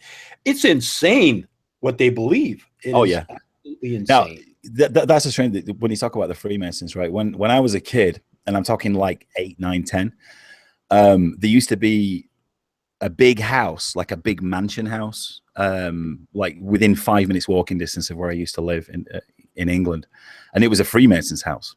And we knew it was a Freemasons house, but nobody knew what the Freemasons were. So that was like a big mystery to us. So we'd always try and sneak into the grounds and stuff like that. We'd do it all the time. So that has always like, always rung something in my head. Like Freemasons are like, it always reminded me of The Simpsons, when I don't know if you've ever seen that episode when Homer joins the Freemasons. Yeah, I did see that one. Yeah. It always reminded me of that with the torches. Did he join the Freemasons, or he joined some kind of elite group? He joined that, but it was to do with the Freemasons, I think. Oh, okay. Yeah, it was like a play on that thing. I always thought that was fucking hilarious, because that's what I always thought it was going to be like. But whether it is like that or not, I don't know. I don't think so. It's always intrigued me. I think they're just, I mean, I don't know. I've known people who are Freemasons, but I personally... That was very rich, like, educated people as well. Mhm. You know, they have a trade. And wasn't that what the Freemasons was about? Like people have a trade and stuff. They're like Yeah, I think so. like I mean, that's what they were. stonemasons, you know, ironmongers and all that kind of, you know, like people who know how to do stuff. Yeah, That's what I and always then seem it to. also kind of got caught up in sort of like, ancient Bible Yeah, that got ritual mixed in. stuff, and so they, in their lodges, they have a lot of symbolic rituals that they do. Ancient Order of the Stonecutters. That was it. Right, exactly. And I mean, but I mean, other than that, I think they're pretty benign. I mean, they actually do a lot of charity work. They do a lot of like retirement home funding, daycare funding. They do a lot of fundraising for people, and they take very good care of their members when they get older. In I'm life, sure. Yeah. and I'm sure they look pay out into for each it as other. well, right? Yeah. I'm sure you have to pay into it as well, right? Oh yeah. Yeah. I've heard that as you go up and up, up and up, it costs more and more and more and more. Yeah. It's like a pyramid selling scheme or something. I don't know. Yeah. So I don't know. yeah, It's so always intrigued me a little bit. I don't know. I always remember the house. I can see it in my mind's eye right now. Yeah. So if you get like a higher up in the Freemasons, I think it gets very expensive. And yeah, but you can afford it. Nobody gives well, a shit yeah, at that point, you got to have. You probably, if you're going to be a high degree Mason, you probably have a decent amount of money to begin. Do you think they have the robes and stuff like that? Yeah, they have a ritual garb that they wear. Do they? So is that religious then? No. Or is it just It's like not. a ceremonial type thing? Okay, so again, this is what I know about it. So I may have the wrong information, but this is what I know about it. Yes, you do have to have some belief in a higher power. That's what they call it. Most lodges do. You have to be not a felon, and so you can join the Freemasons. And you petition the Freemasons, and then when you become an entered apprentice, I think is the very first one. You either swear on the Bible, the Holy Quran, or the Torah. Yeah. Okay. So you have to swear upon it. And then so they loosely believe in a religious structure, but they themselves are not a religious body. So you can't, like, if you're in temple or in a lodge, you can't like try to get somebody to come over to your religion or try to espouse your religion. You have to keep religion and politics. There's certain things you just can't talk about in a lodge. Right. But they're what very do much. They talk about? What do they talk about? I don't know. Apparently, they go through a lot of like they do like a roll call. Huh? You must have contacts. I do know Freemasons, but I don't. But I don't talk to them and find out. They're not going to tell me exactly what happens in their temple, because they're also, they're a secret society. But they just kind of like, they do roll call and they go through minutes. It's not like Scientology or anything. No, it's not like Scientology. Scientology is whack. Oh yeah, I know. Scientology was invented by Heinlein, I think. No, that guy who found the gold plates. L. Ron Hubbard. L. Ron Hubbard. Yeah, but I mean, Scientology was completely invented. I mean, it started out complete and utter bollocks. Yeah, I know. It started out as a joke and it turned into a religion. Yeah, it's fucking. Who knows? Maybe it's weird. How Christianity started. Yeah, exactly right. So long ago, who the fuck knows? Yeah, that's funny, isn't it? Like, something was invented so long ago, it becomes true. Oh, people think it's true. Well, actually, there is. I'm probably going to get some shit for saying this, but I think that most members would know. But ADF, which is a Druid order in America here, it actually was started as a joke. From they wanted to have some time off on the campus here in Berkeley, California, when they were going to the University of California. So they created a group called RDNA, and it became the Reformed Druids of North America, but they called it that because they wanted to do RDNA.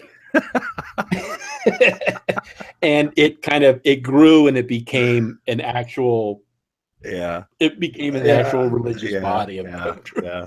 It doesn't surprise me. That's just human beings, man. Yeah. They're fucking stupid. They are. Humans are pretty like gullible and stupid. Well, I think we're like just any other animal, really.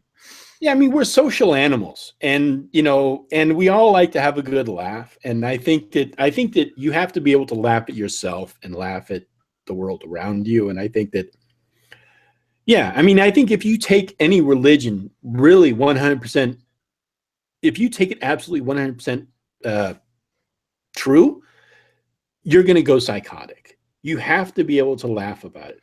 Yeah. Do you know Lindy Beige? Have you ever seen his videos? Uh-uh. Lindy Beige? Nope. You got to check him out. He did a recent video on Roman and Greek religion. You send me a link. Yeah, I can send you a link to him. Yeah, I won't look at it right now, but I will check it out. Okay. I'm off. I'm working tomorrow, but I'm off Monday, Tuesday. So.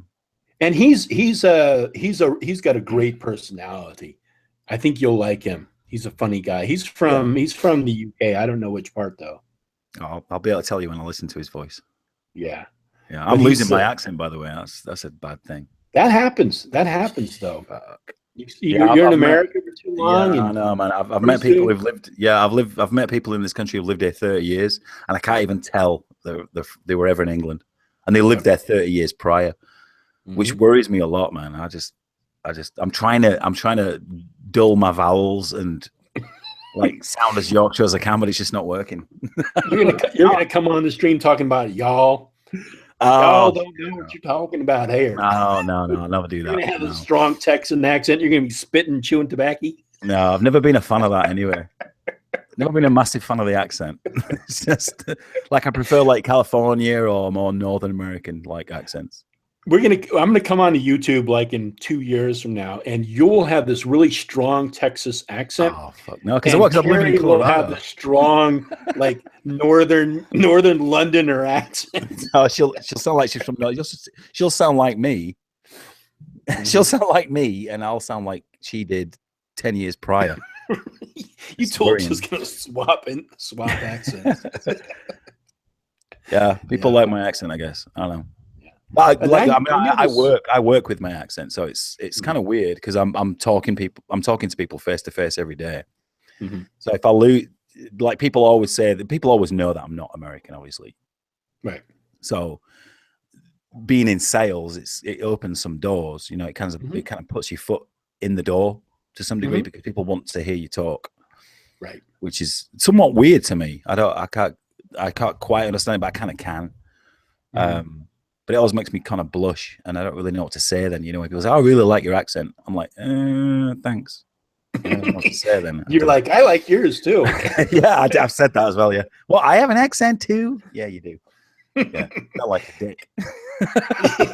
Yeah, it's like Americans don't think about that. Like they'll hear people come from other countries. They'll come here. I like their accent, but it's like to them, we have an accent too. Yeah, of course. I knew this other English guy, and he did an American accent for us, and it was really funny.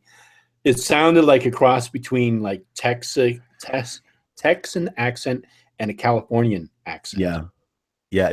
Now this is the thing, right? When I was in England, and I was like hanging out with my buddies and stuff when I was like 20, 25. We used to do American accents all the time, just pissing about. Ever since I've lived in America, I've stopped even trying to do an American accent because I can't like if I do it, it'll make me cringe internally. But when I was living in England, it didn't bother me at all. I try and do it and stuff, and I try and do accents and stuff. But now I probably could do it. I could probably do it really well, but I can't do it. I'm not going to do it. Do it now. No, I can't. No, because do it now. No, you'd have to give me something to say, I guess. Just say, "How y'all doing?" Hey, y'all doing?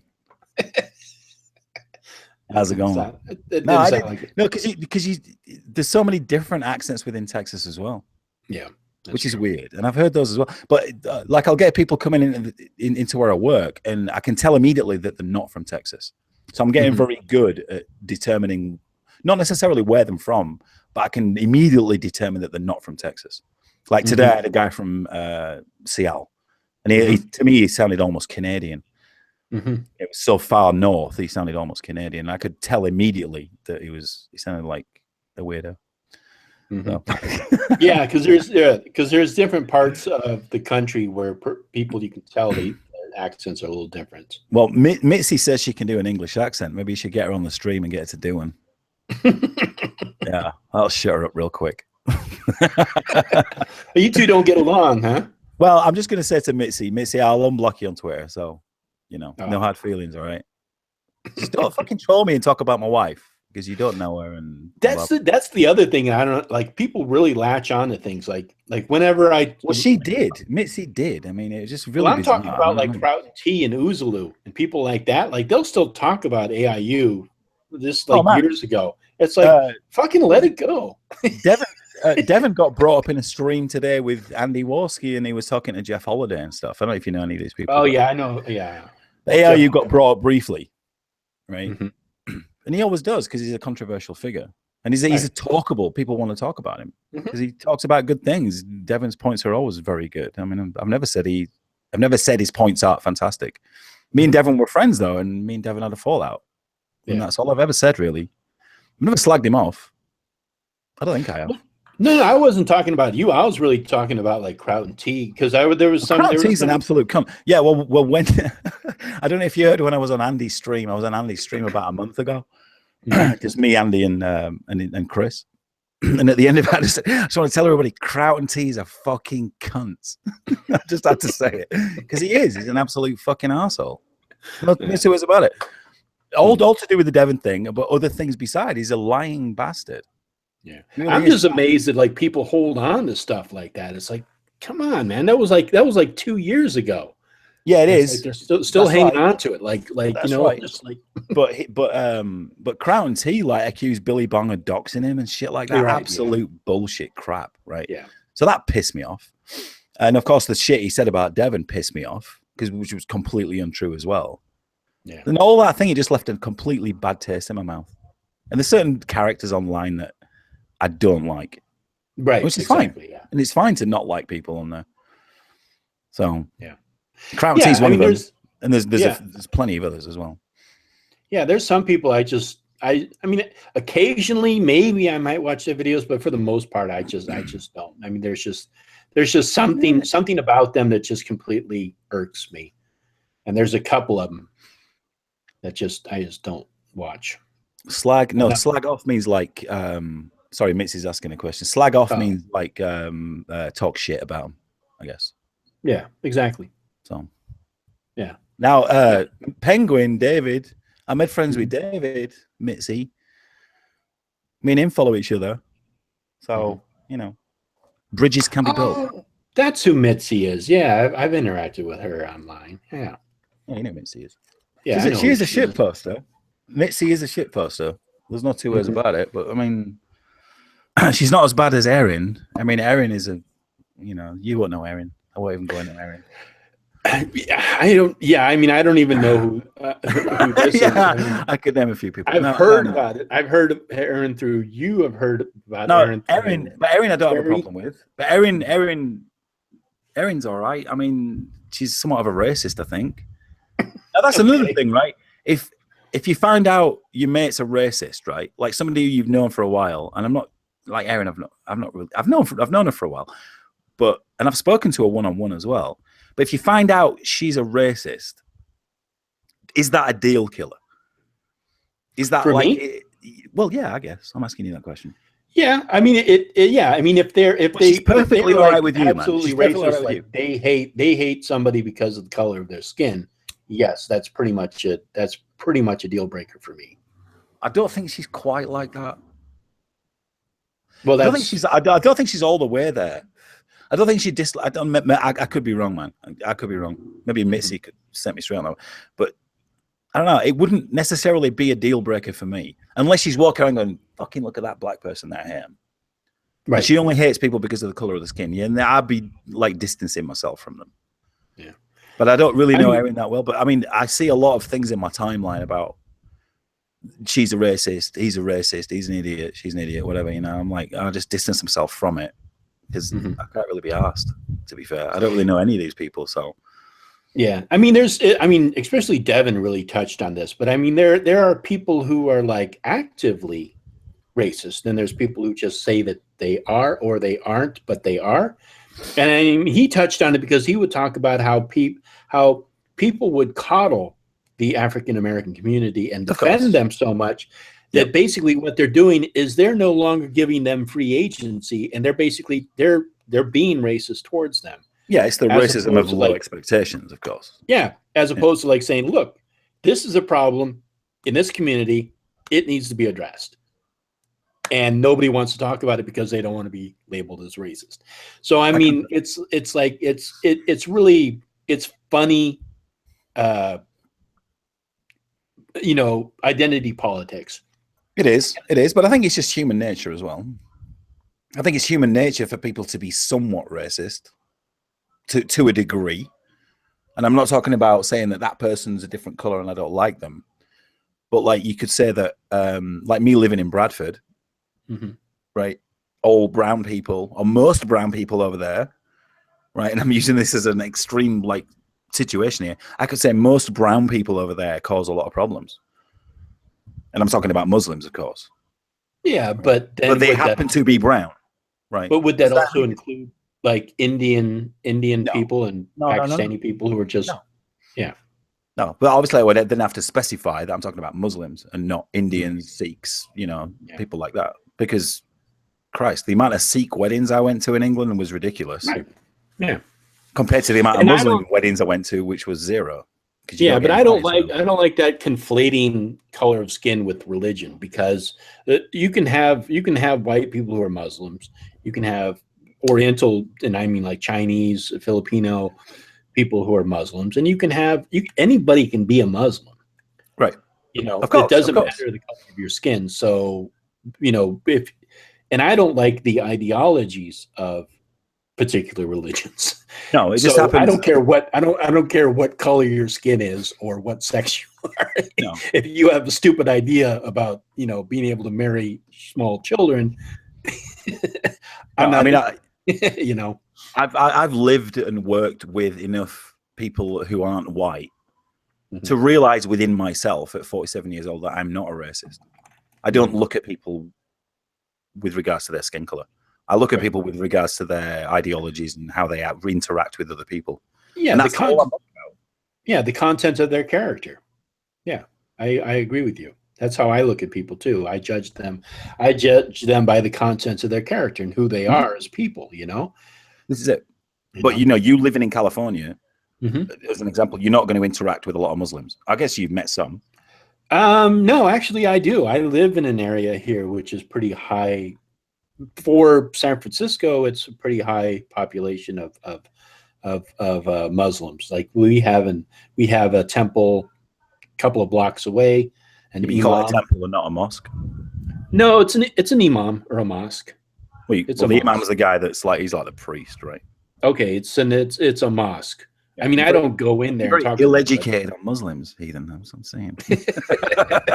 which is what you would expect, right? You living in California. Have you lived in California all your life? Yeah, pretty much. Pretty much.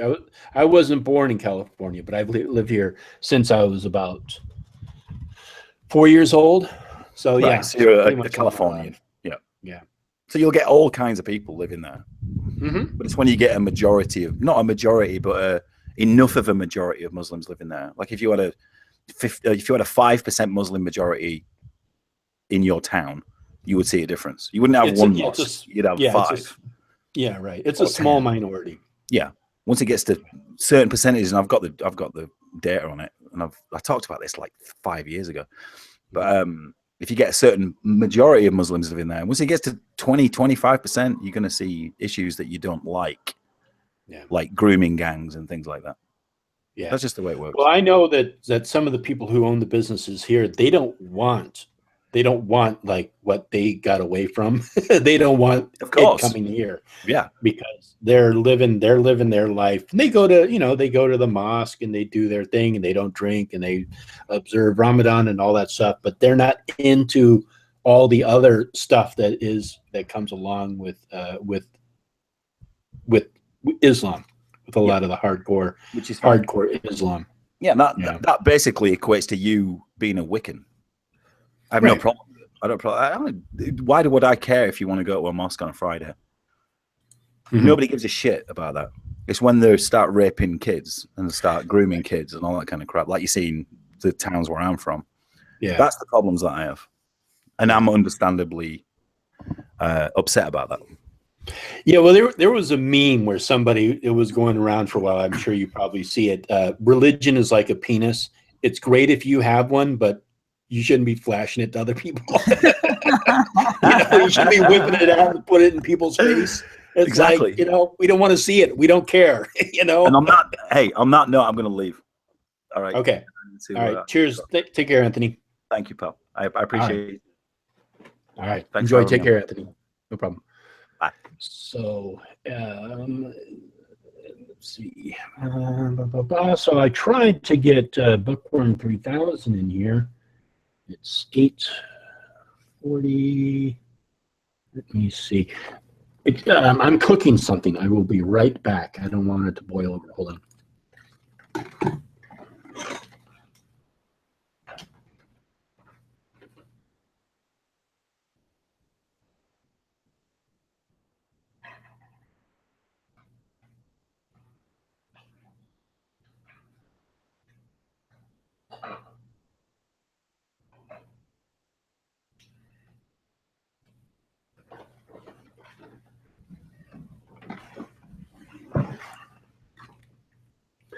All right. Okay. My apologies. I am cooking.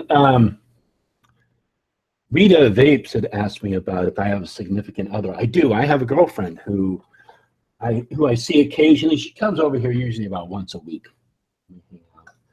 But she brought over stuff for a Vietnamese soup, which is called what's it called? It's called bankin.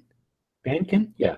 So I'm finishing that up, the last bit of it, and it's like it has pork ribs in it, and so it's a very slow cook so that the meat falls off the bone. So it's just sitting there, it's just on the stove, kind of like boiling to a certain point.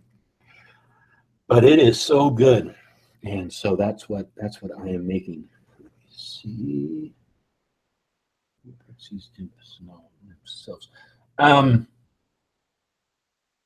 Selfs. Pixies. Oh, you're talking about the Fae. So yeah, I don't. The Fae are interesting. I think the Fae comes from either France or Northern tradition, and the She are more of Ireland traditions. Gnomes. I guess you could call pixies, gnomes, imps, nymphs, and sylphs part of Fae. Hey, David, how's it going? I apologize. I had to revamp my my Patreon page, and I think I'm going to send you some incense if you'd like, if you want, because you were a Patreon of mine for quite a while, and I felt bad because I know that I went through a lot of change up. So I wanted to thank you for your support and send you some incense. So let me know what kind you'd like. I make the planetary incense. I make a Lilith incense, which is good for consecrating talismans. And then I make another one, which is a King Solomon incense, which is called King Solomon. It's from the Lesser King Solomon, but it has the hell does it have in it? I'd have to look it up. It has definitely Gum Benjamin in it and some other ones. But anyhow, just I'm going to kind of revamp my my Patreon page. So let me know if you want an incense, and I'll send it to you. It's the loose kind, so you have to burn it on a charcoal. Hey, Loki's Witch, how's it going? Yeah, Mitzi, I do make incense. It is fun, but I don't have a grinder, so I do it by hand.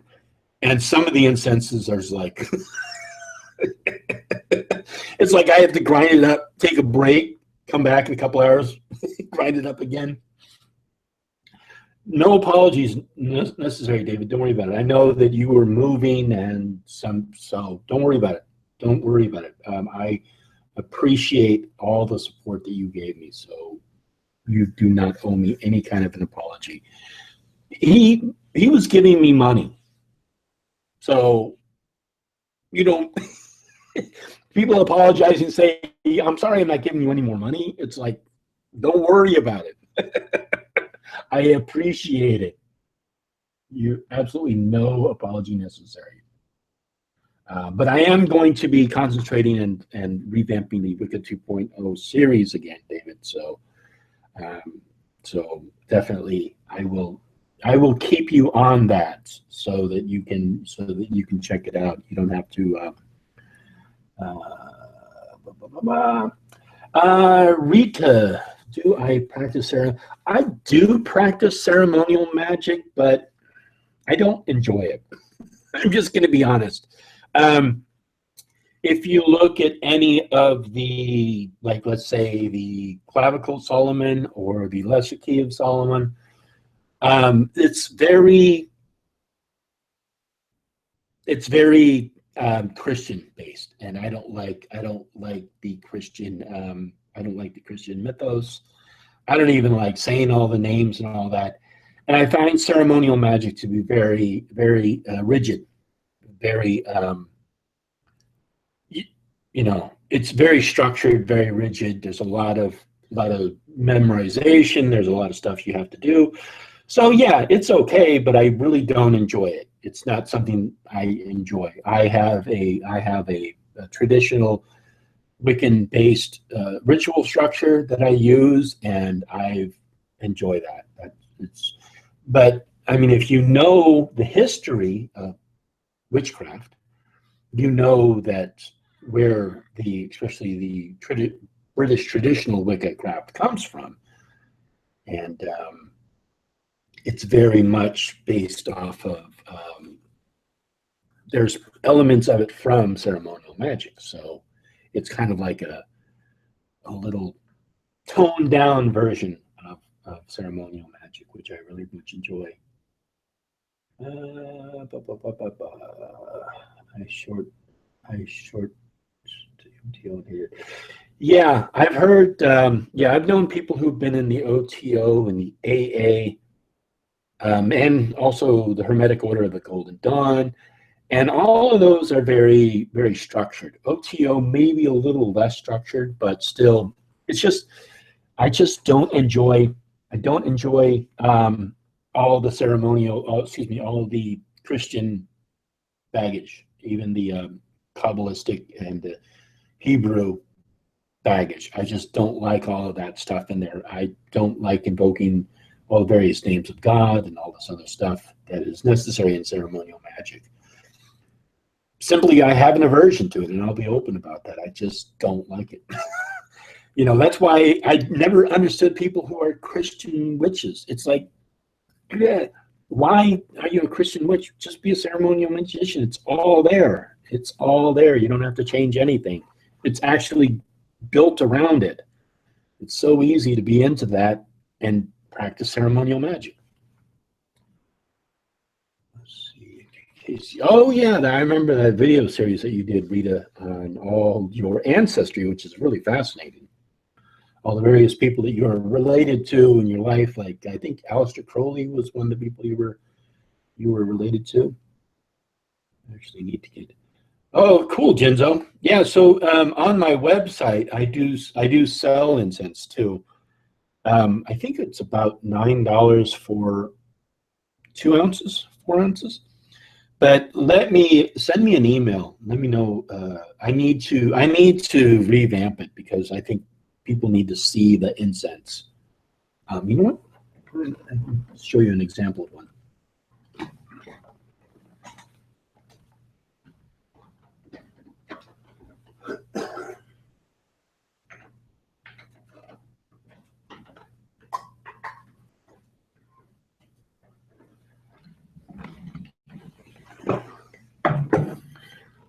Yeah, so I'll get 2 of them. Here is one, this is Venus.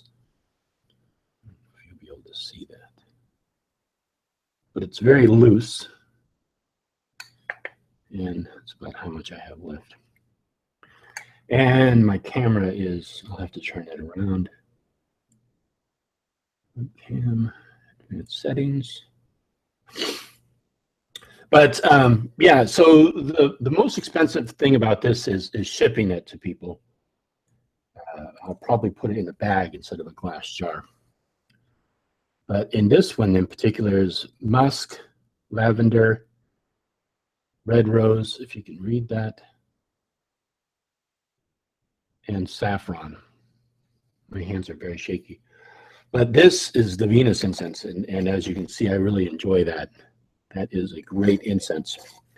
So people who use planetary incense, it's great to, whatever your correspondence are, you can use it. This is Saturn. I actually just created this. I can't really bend it down very far. But that is the Saturn incense.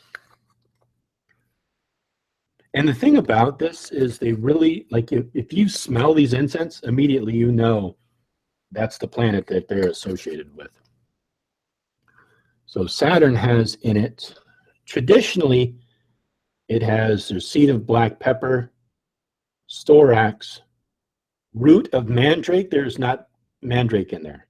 It's black pepper and thyme. So there's not mandrake in this. And the reason is because I could not get a hold of mandrake, so I put in there was another root I put in it instead of mandrake. So this one that I have does not have mandrake in it.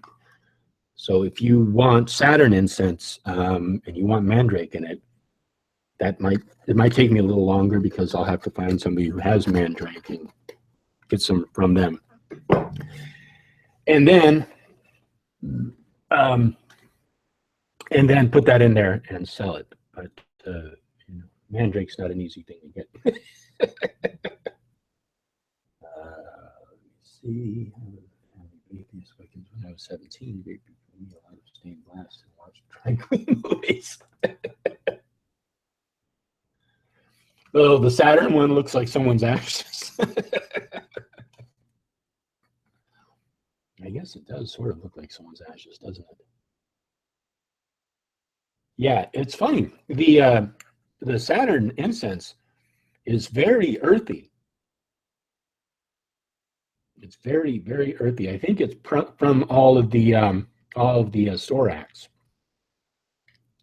because there's a lot of storax in this one. But yeah, it's so it's like, like this one, the Venus one is very. There's rose, lavender in there, musk. Anyhow, so let me know what kind of incense you want, and I also need to do a video on it. Well, I mean, I've done a video on planetary incense that I make, but show pictures of it so people can see how the incense actually looks. Again, you have to have a charcoal to burn them on, but planetary incense are really nice because you can do the correspondence for the planets.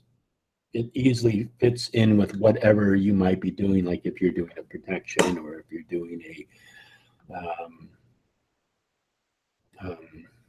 whatever it is, you can easily find a corresponding planet to use in your spell workings. And what was I going to say? Oh yeah, and then the Key of Solomon one incense that I have is it just works for anything that you want to use it for. And I think, what is in that? Let me see.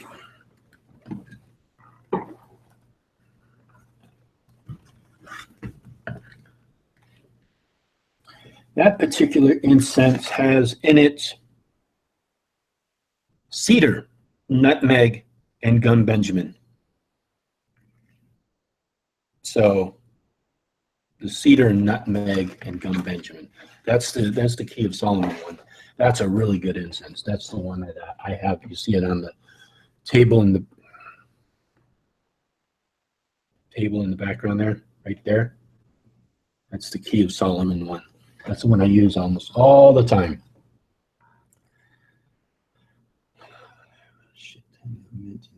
weeks if you need some. I'm just taking over my yeah, I know. I have a lot of mint too. And I actually just recently got a bunch of patchouli. Patchouli and mint are very similar. They have a very similar smell. I don't know about you guys, but if you burn the patchouli leaf, it smells like pot. Like when I burn it in my apartment, my neighbors think that I smoke pot. It has a very tingy smell. Let me see. So yeah. So one of the videos I'm going to be coming out with soon is, and I still haven't even, I need to start working on it, but it's about a lot of the early 1950s, a lot of the early witches, because a lot of people talk about Gardner and his influence, but they don't talk about some of the other people who were influential in development of witchcraft, like Cecil Williams, Charles Cardell,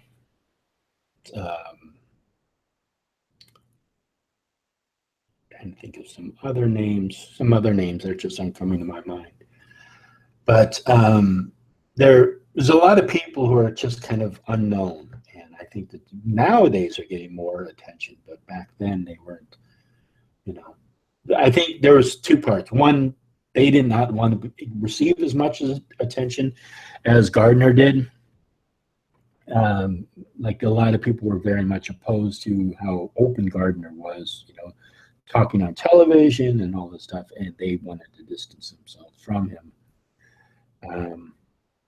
But they were definitely influential, and especially a lot of the modern witchcraft traditions that you were seeing today, like by Gemma Jerry and Shadow Boy and some other ones. I'm trying to think of some witches today that are on YouTube. But a lot of those people influenced and shaped those traditions. So there's a lot of rich history there that I really want to be able to show and kind of like put a timeline together that will show how people have developed and how various people were branched off, but they were also, it was a very tight community really back then. There was a lot of exchange with people. A lot of people knew each other and talked with each other and were in like the same, like the Society for Psychical Research, the Witchcraft Research Association. There was a lot of people talking with one another, a lot of cross-pollination. And especially Cecil Williamson, he invented the Cornish witchcraft tradition, which is very much a part of that. He and Gardner were pretty much very close for a while, and they had the Museum of Magic and Witchcraft on the Isle of Man, and then it was moved around a couple of times and finalized in Boscastle. But Cecil Williamson was that was his museum, him and Gardner, but it was pretty much his museum. And if you've ever been to that museum, they have stuff going back that they found in Cornwall for like 17th, 18th century. Especially during like World War I, World War II stuff. So Cornwall especially has a very rich witchcraft heritage.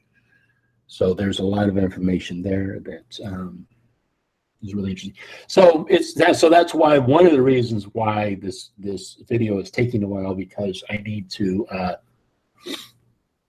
work out a lot of these, figure out how to do the timeline together, how to present the information, and then make sure that the information is correct and all this stuff. But I am hoping to have that out soon. I got distracted by toilet paper beard. And also I still have my last video, number 4 of the Flat Earth, coming out too. So, but I do enjoy these streams. I always look forward to these. This one and the Sunday one. I always enjoy the Sunday one too, the Heathen Haven with Mad Witch and Loki's Witch. Mad's got he's not going to be joining us. He's got other stuff that he has to do. But we're going to be getting Dorian J. He's going to be joining us. Let me see. So I'll probably start wrapping it up here. But let me know if you have any questions for me. I'd be happy to answer them. Oh, yeah. Rita's talking about Aleister Crowley's Celia farts. Yeah, Celia. Crowley had quite a sense of humor. And he was also I think he really enjoyed being a bit of a pervert. Great chat. Oh, well, thanks, Rita. I'm glad you liked it. I'm glad you showed up. And I do like your pictures. I don't know why. Did Amber even see your photograph? I mean, not your photograph, your painting, Rita? I think if she saw it, she would, I think she'd enjoy it. There's a lot of big YouTubers that, like I know Ember Honey Raven is one of them, and a couple of other ones. But I think Ember Honey Raven and, shoot, what's her name? Lady Gravedancer. They seem to be kind of on the same par of numbers of subs. Now, in my personal opinion, I feel that Lady Gravedancer is a little more humble than other people who may have a similar number of subs. I think that that's one thing that I really admire about Lady Gravedancer is she still seems to maintain a very humble position, and she doesn't let her numbers get to her head, you know. And I think that's true for a lot of people, but some people, they do seem to get a little cocky as their numbers grow. Like, you know, like they're hot shit. And they're not really hot shit. They just got numbers behind them, that's all. But and Lady Gravedancer, I think is really, I really respect her. I think that's what I'm trying to say. Me, yeah, wait till I hit like 10,000 subs. Then I'll be like, you know, if that ever happens, then I'll grow an ego. Like when I get 2,000 subs, I'll start having a little swagger in my walk. Oh, cool. So yeah, you're going on a road trip with her next week. Nice. Yeah, I like her. She's got a great channel. Yep, 1.7 thousand subs. So yeah, I like her. She is very down to earth. So yeah, so this was a lot of fun. I think I am going to wrap it up. Oh, I do. I have an ego.